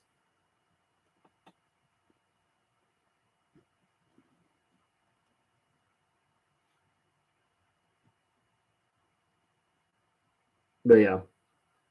My family hate me and they don't know me. Married 1 year. Yeah, no, absolutely. Just trying to answer questions as I can. Can you describe more about the signs of vulnerable covert narcissism now or in videos? Yeah, I think like the vulnerable, you have like more like the manipulative nature. You don't pick up on it as much, but you still have like a lot of lying that's underlying it. Married to narcissist, he denies everything he's done. I just want a divorce. He just ghosted me. Yeah. Sorry to hear that. He constantly is going back to one woman our entire marriage. Yeah. It's very, very common that they'll go back to the same person or that they just go back to anybody. How do they pick their victims, or is it just random? A lot of times it's random because a narcissist doesn't really care. Doesn't really care if you're, you know, how you identify, like what you look like, you know, tall, short, whatever. Like, it doesn't really matter. What it matters is a person that you can easily manipulate, a person that you can become like the god of their universe. You can isolate them and you can keep them only coming back to you for supply. Is there anything I can say or do to have my daughter to talk to me again? That's a tough one. Kind of depends on how old, how far away, things like that. But, you know, just trying to be there for them emotionally, kind of just, that's a tough one. There's a lot of stuff that goes in that. Do they try to come back after you don't hear from them for months? I wouldn't say no, and I wouldn't say yes, but a lot of times that does happen. So that's why I suggest to lock the door, keep it closed, don't let them come back in. This new woman takes care of him. Does that mean he treats her better? No, that just means she's more gullible and she's going to last a little bit longer, maybe as supply, but it's just supply. Do they go for a challenge? Someone seemingly hard to manipulate, smart? Yeah, sometimes, especially on the sociopath side, you'll have, you know, people that just specifically go for the challenge. Like, I want to see if I can manipulate that person. I want to see if I can control them. I want to see if I can get them to do something they don't want to do, or get them to cross a boundary that, they don't want to cross, something like that. Yeah, no, that's very common too. No, I mean, easily manipulated people sometimes a narcissist would like, because then they can control them. They can manipulate them easier. Sociopathic covert narcissist. I don't have a ton of info as far as that, but I mean, that would be like you're a very manipulative person who also doesn't care and enjoys you in pain kind of thing. How do you protect or help a toddler that has to be around them? Knowing that you're going to be the sole parent that has to have both sides of the parenting aspect, and you have to be emotionally there for them. You have to bring them up in a respectful household where they understand they can come to you with anything and everything, and you're not going to shame, devalue, or laugh at them no matter what, but you're going to create a safe emotional space for them to grow. The other person isn't going to do that. Want to screenshot my narc's own words, he still denied it. Yeah, very, very common, unfortunately. What if a narc says they hate everyone? They probably do, because they're in love with themselves, not everyone. Narcissists get bored easily, like a challenge. Best book on narcissism. I don't have a best book on it. I'm sorry.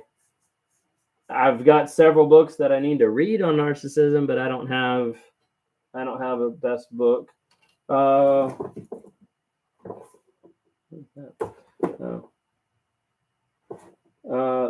one that I read that was pretty good was the Narcissism Epidemic.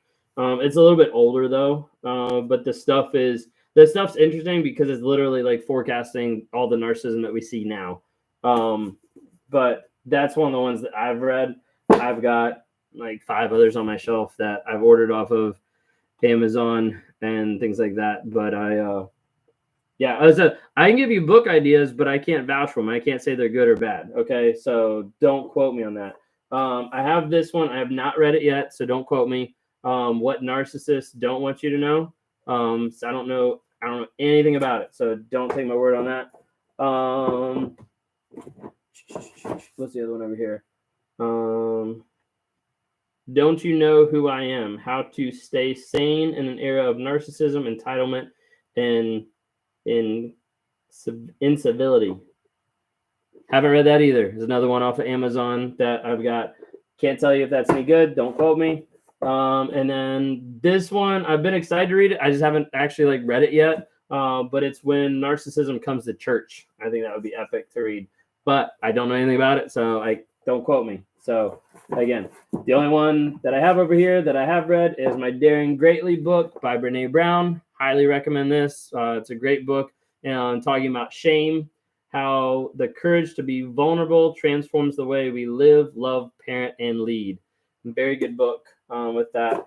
Also, another good book that I just finished reading that is very interesting, and it's honestly going to help me a lot in a week as I start tagging all of my personal stuff with this stuff. Because like I said before, people in my personal life, like my parents, my church, my extended family, don't know anything about this. They don't know anything about the platform, the website, the one-on-ones, anything like that.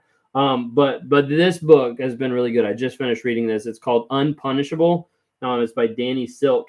And the tagline on it is Ending Our Love Affair with Punishment. And it actually has a section in here where the example that's given, a real life example, is about a guy with covert narcissism. And as I was reading it, I was like, dang, that hits home. So that was a really good book. But anyways, that's all I have down here. I need to figure out, and my warrior book and a couple other things like that. But I don't have much stuff down here. I'm in the garage. We're gonna be moving up to the actual office sometime once we close it in. It's a balcony office, so it's not very good for lives and stuff like that. But couple exciting stuff that's been going on recently. So YouTube just hit 5,000 followers, which is pretty cool. TikTok is up to 54, which is kind of crazy. Was not expecting all that.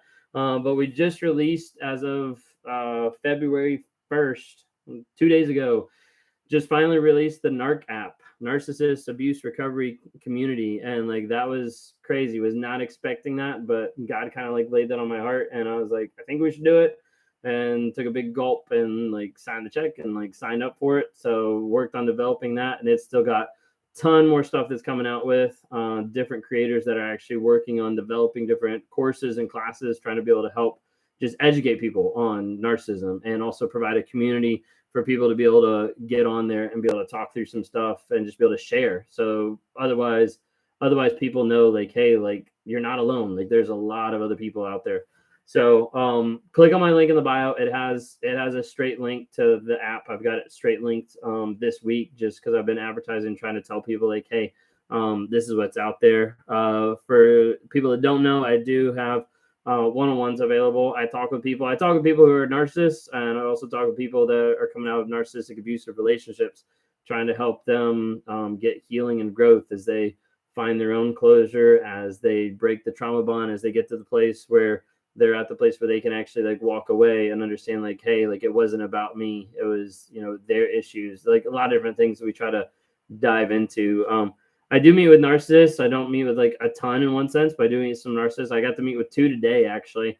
And one, it was actually kind of cool. We talked for a while, and at the end, about 40 minutes into the talk, he was like, wow, he's like, I did not know that I had this like underlying. So it was kind of neat to be able to see that.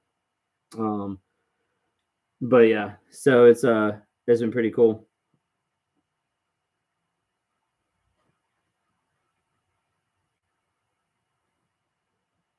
But yeah, so like that's kind of what's been going on. Just like random updates. So if you're interested, like grab the app or go to the website rawmotivations.com. We've got the one-on-ones on there. Still low key trying to talk my wife into doing some one-on-ones. She's like half considering it right now. But hasn't done it just yet. So what if they say they won't cheat again? What's their plan to not cheat again? How are they going to actually set up boundaries to be able to not do that? Why they send blank emails? Probably to mess with your head. Yeah, don't break no contact. It's not worth it. Do narcs have any feelings other than just for themselves? Or are you capable for feeling for others? So feeling for others is empathy, and most narcissists don't have that at all. They do have feelings themselves, for sure. Dealing with my ex as narc partner, turn my child again. It's very important. Yeah, they will turn kids against you so often. Yeah, no, absolutely.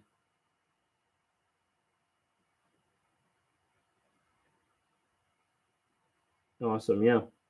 No, some really good questions. Like earlier, I was trying to like fire away really quick. Best way to break a trauma bond. It's hard because there's a lot of stuff that goes into it. Trauma bonds are typically based on hope, and typically that's you romanticizing the past, wanting that past back. But you have to remember, you fell in love with a facade. You fell in love with someone that doesn't exist and actually never existed. They just convinced you that a false persona of them actually did exist for a period of time. So as a result, you build up hope and you want to go back to that person. You want to, you know logically that you shouldn't be with this person, but emotionally you feel like you should. And typically that's because you're feeling something, and underneath those feelings is a story, and that story is telling you something. That story is locking you in of like, you can't have love without that person. You have to go back. They might actually change. Like, what if this time they'll actually change? Maybe it was my fault. Whatever it might be, you're telling yourself a story, but then typically you go into that story, and as we start to break it down and look at the facts of that story, you start to realize that that story is just a story based on feelings and not based on facts. Then we have to actually look at it and go back through and break it down and say, okay, what is the actual story? What is the real story? And what do I have to tell myself? And like literally like rewire your brain, like rewire the story that you've been telling yourself for such a long period of time, so you can get to the place that you can heal and that you can grow. That's it in a nutshell. Like, that's some of the stuff I try to work with people when I do one-on-ones, like trying to break the trauma bond. We've got I think we've got like 6 or 7 people signed up for the trauma bond workshop coming up in 2 days on the 5th. But that's kind of like some of the ideas of where we like dive in deep with people, and we start seeing like what's the feelings, what's the story, like getting underneath a lot to be able to figure out like what's actually going on. But yeah, that's in a nutshell. There's a fast nutshell. Like, just me saying that is the example of me breaking down one aspect. So like I did it with one person today. We broke out one aspect of one argument. It took us like 40 minutes, but at the end they were like, wow, like I had no clue like that was underneath. But the story they're telling themselves is based on just those emotions that they feel. They didn't realize what was underneath at all. Why do you block me on here, then unblock me, and now unblocked, back and forth? Yeah, they'll block and unblock all the time. They want to be able to check in you because they're going to obsess. So if they unblock you, then that's your chance to go in and block them. Block them whenever you can. That way they can't see you. They can't come back. What about drugs and alcohol abuse? Will that stop? No, it's not going to stop. No, the drugs and alcohol, that's just sedating them. That's just them trying to sedate their nature. With a lack of empathy, how do you relate to others or console friends? I think I can relate in some aspects, cognitively. Consoling friends, I don't have many friends to console, so that's not a big issue right now. I do have to console my wife or my daughter, so that's a lot of times cognitive and stuff that I'm still working on. Someone says, I know who he or she could be. Always a bad sign. Yeah, it could be. Anyway, I don't have a good answer for that. If it's just narcissism or narcissism with sociopathy. How I view sociopath is the idea of as if they're getting enjoyment off of your pain. If you actually see them they're enjoying your pain, then that's where I would see it being the more sociopath kind of side.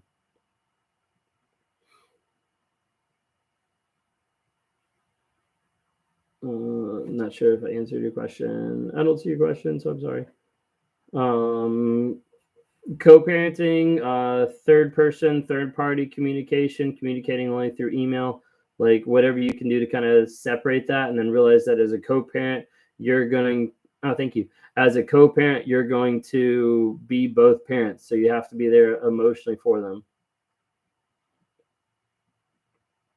But yeah, that's good.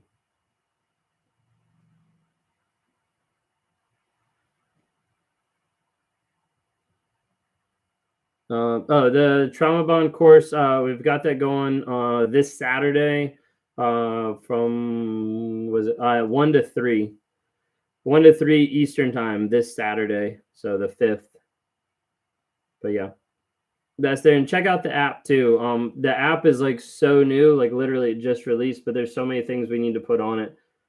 Getting different coursework from different people. I know Lee's gonna be working on some videos. I know Heather is gonna be working on some videos. Different stuff of actual courses that we can put up there focusing on different aspects of narcissism.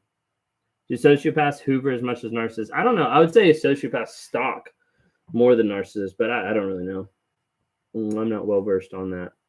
What to tell family and friends that downplay how bad things are, have a narc mom and boyfriend. A lot of times you're not going to convince them. That's the hard part. What's with the flying monkeys? That's people that I recruit to be able to stalk, control, and manipulate other people. That's what a flying monkey is. You tell me what the name of the gray book was again. It had green on it. Yeah, very descriptive. There you go. It's Daring Greatly.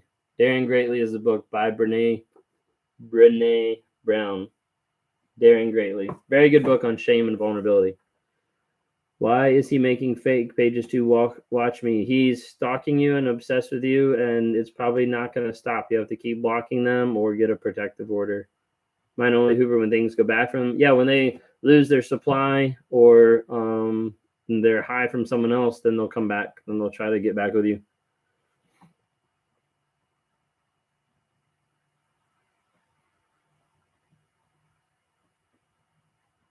Yeah. No, absolutely. Everybody's starting to get off. They don't normally get off at this time. I mean, we're wrapping up some, but I'm still trying to answer any questions. Why did he treat me like a cigarette, use me up, then toss me and step on me? Because he didn't care about you and because he cares about himself. Narcissists only care about themselves. I was talking with someone the other day on a one-on-one, and how they described it, I think I might have done a TikTok video of it, but how they describe it is a narcissist wins you over like a toy and puts you on the shelf and then goes finds some more. Are narcs capable of showing a vulnerable side? And if they do, is it all fake? I've seen some narcs show a little bit of vulnerability, but it's not complete vulnerability. It's not honest and it's not consistent. So I would say typically no. Eye's doing well. I had something wrong with it the other week. I had a contact, so it's a lot better than what it was. It was messed up the other week. Thank you. He described me for a known alcoholic, toxic woman. Will that work out? Probably not. Block them because it doesn't matter. You need to focus on your growth, your healing. Why show up unannounced in my house with a cop for things I've tried 8 months to get? So for his perception, for his persona, so he looks better.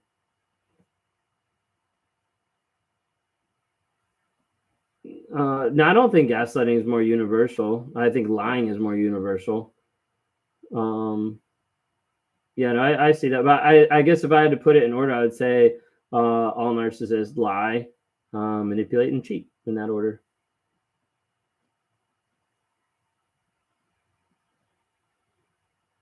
Yeah, 1 p.m. Eastern time.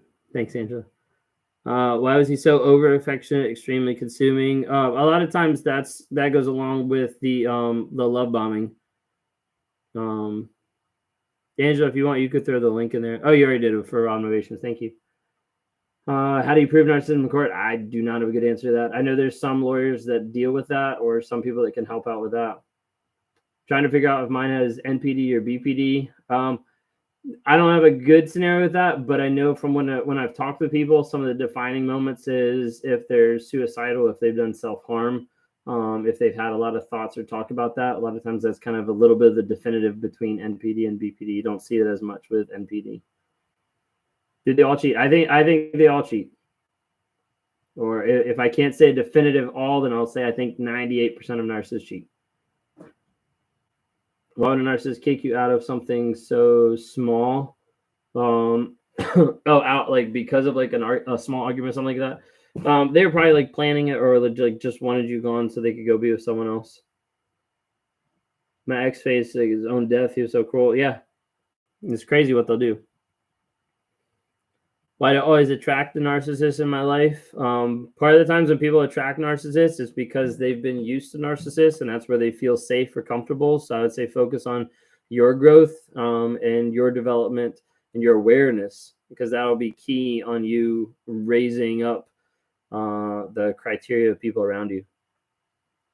He's let me use his truck till March. Just got me 4 weeks ago, but not asking for it back. Sweet. Use that truck until he asks for it back. Or running into a ditch. No, I'm just kidding. My ex called the cops to over centralize the situation. Yeah. Narcs feel like home, I guess, for me. Yeah.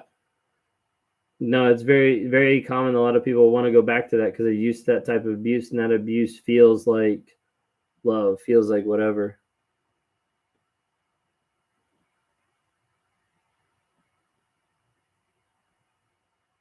Yeah, a lot of times it's what you're used to, a product of your upbringing.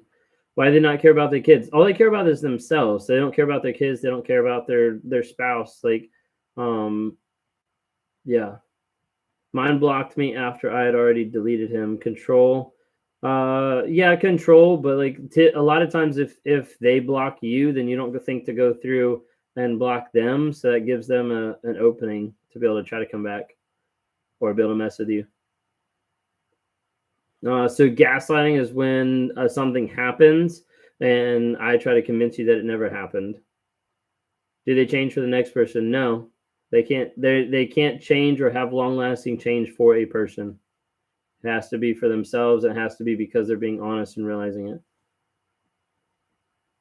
I'm glad you got the strength to leave yours. It is hard, and I think the hardest thing from talking to a lot of people is not the leaving, but is the aftermath. You know, the leaving, sometimes you can get the adrenaline, the gumption, you get up and you get out, but then the calm that comes after it sometimes is disconcerting to a lot of people. They start focusing on the hope, or they start focusing on like maybe something was wrong with them. They end up contacting back. How can they not fear God? They think they are God. That's the difference. Virginia. Best response to gaslighting. Proof. You know that's not true. There's not a ton of great responses to it because they're not going to believe no matter what.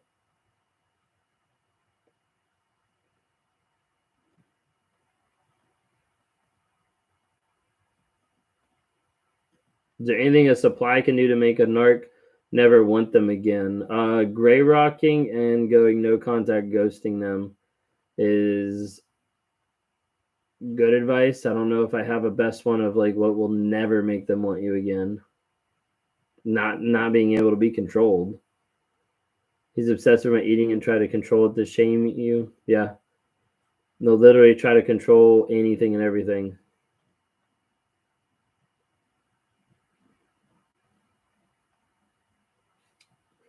But yeah, if any of y'all don't, like, follow me on any of the other platforms. We do have the podcast. I just put up episode 20 today on the Inspire Motivate podcast. It's all under Raw Motivations. Everything there is Raw Motivation. So YouTube, TikTok, Instagram, Facebook, all Raw Motivations. If you're interested in talking one-on-one, joining the Trauma Bond workshop or anything like that, go to rawmotivations.com.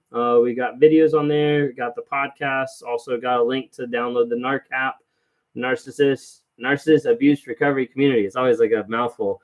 But the N.A.R.C app, so that just released. We're trying to have courses on there, interactions with different people so they can kind of share what's going on. It just came out 2 days ago. As of right now, I've got like 271 people signed up for the app, which is like really cool. And also just put more pressure on me and other creators as we're trying to like work on putting more stuff on the app, just to be able to help educate other people. So if you guys get on there and you're like, wait, there's not as much stuff. Well, it like literally like I bought the app like I guess it was like January, like beginning of January. So it's like still constantly being developed. The cool thing I noticed the other day, the cool thing with the app is like how it's actually set up is everything we add and change, like all the anything we do with the courses, like if I add more lessons to courses or if I add courses in general, like your phone doesn't even have to update the app. It just automatically like pushes out to the phone right away. So go to my website, rawmotivations.com, and you can click on links there to be able to download the app, be able to join up, help support as we're trying to build it up even more, as we're trying to get more creators on here to be able to help work on it. But yeah, really, we're trying to put a lot of content in there. We've also got some links on there as well that you can go and contact some other creators. Heather and Lee, I've got them on the app too, so you can actually go in there and schedule one-on-one with them, be able to contact them as well, kind of a thing. So there's different things. Yeah, it's the N.A.R.C app. So the only bad thing is like whenever I developed it, I was like, N.A.R.C app, like it'd be so cool because it's an acronym. But I didn't realize when I created it that the periods would actually mess it up for searching it. So if you end up like searching it, you have to actually go N period, A period, R period, C period. Otherwise it doesn't pull up. So big fail on my part, but I guess we'll just say it's exclusive. You know, you have to have the link. So easiest way, go to rawmotivations.com. You can click on a link there to download the app, or just click on the link in my bio. Right now, all my bios everywhere have the N.A.R.C app link straight to it, just because we've been trying to advertise that just to try to help people understand it's there, trying to build awareness and trying to get people in there, like signed up, like joining in the community so they can actually interact with other people, like share their stories, like things going on. Also in the app specifically, we've got something, I'm working on smoothing out the kinks, but we've got something where people can go in and submit like questions. And then I actually go live inside the app and specifically take time to be able to answer the questions. So not as like quick fire sometimes as TikTok, but like take like more time to be able to actually like work through it. Hopefully that makes sense. I'm out of tea. Anyways, I think that's about it. I think that's about all I got. So I think we're wrapping it up here. I don't know what time it is. Caleb might already been asleep.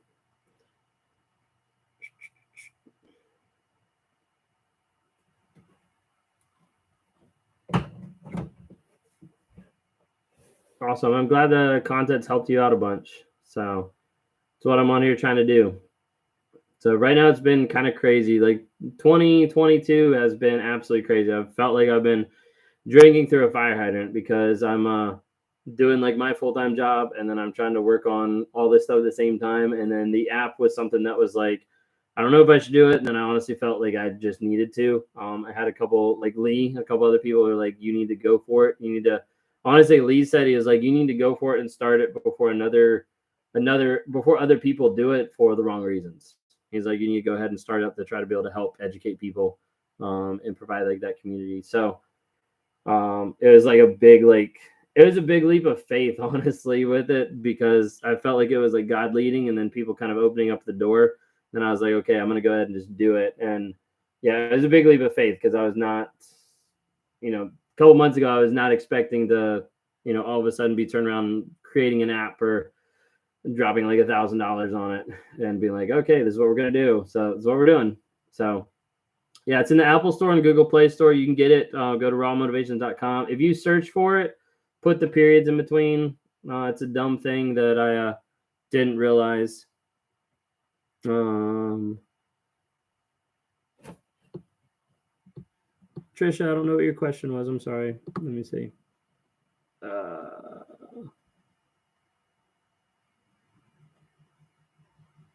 Oh, so that's what a super chat is. Okay, let's see. My narcissistic friend, I was almost 18 years friends with, keeps driving past my house. I went no contact 4 years ago. Will it ever stop? Unfortunately, I would say a lot of times it probably won't stop until you move, until there's no way for them to know where you are, until there's no way to contact, because otherwise they'll still obsess or still want control. You could put like a restraining order out. You could try to protective order or something like that. But yeah, sorry. Didn't mean to ignore your question, but partial to TikTok still. I need to go live just on YouTube sometime, but childhood trauma and upbringing play a part with narcissism. Yeah, it plays almost all of it. That's how it's formed a lot of times. Anyways, if y'all ever want to talk, do a one-on-one, anything like that, rawmotivations.com. You can kind of check it out there. Check out the website. Got a lot of things on there. Anyways, I'll be ready to head off. Thank y'all so much. Appreciate it.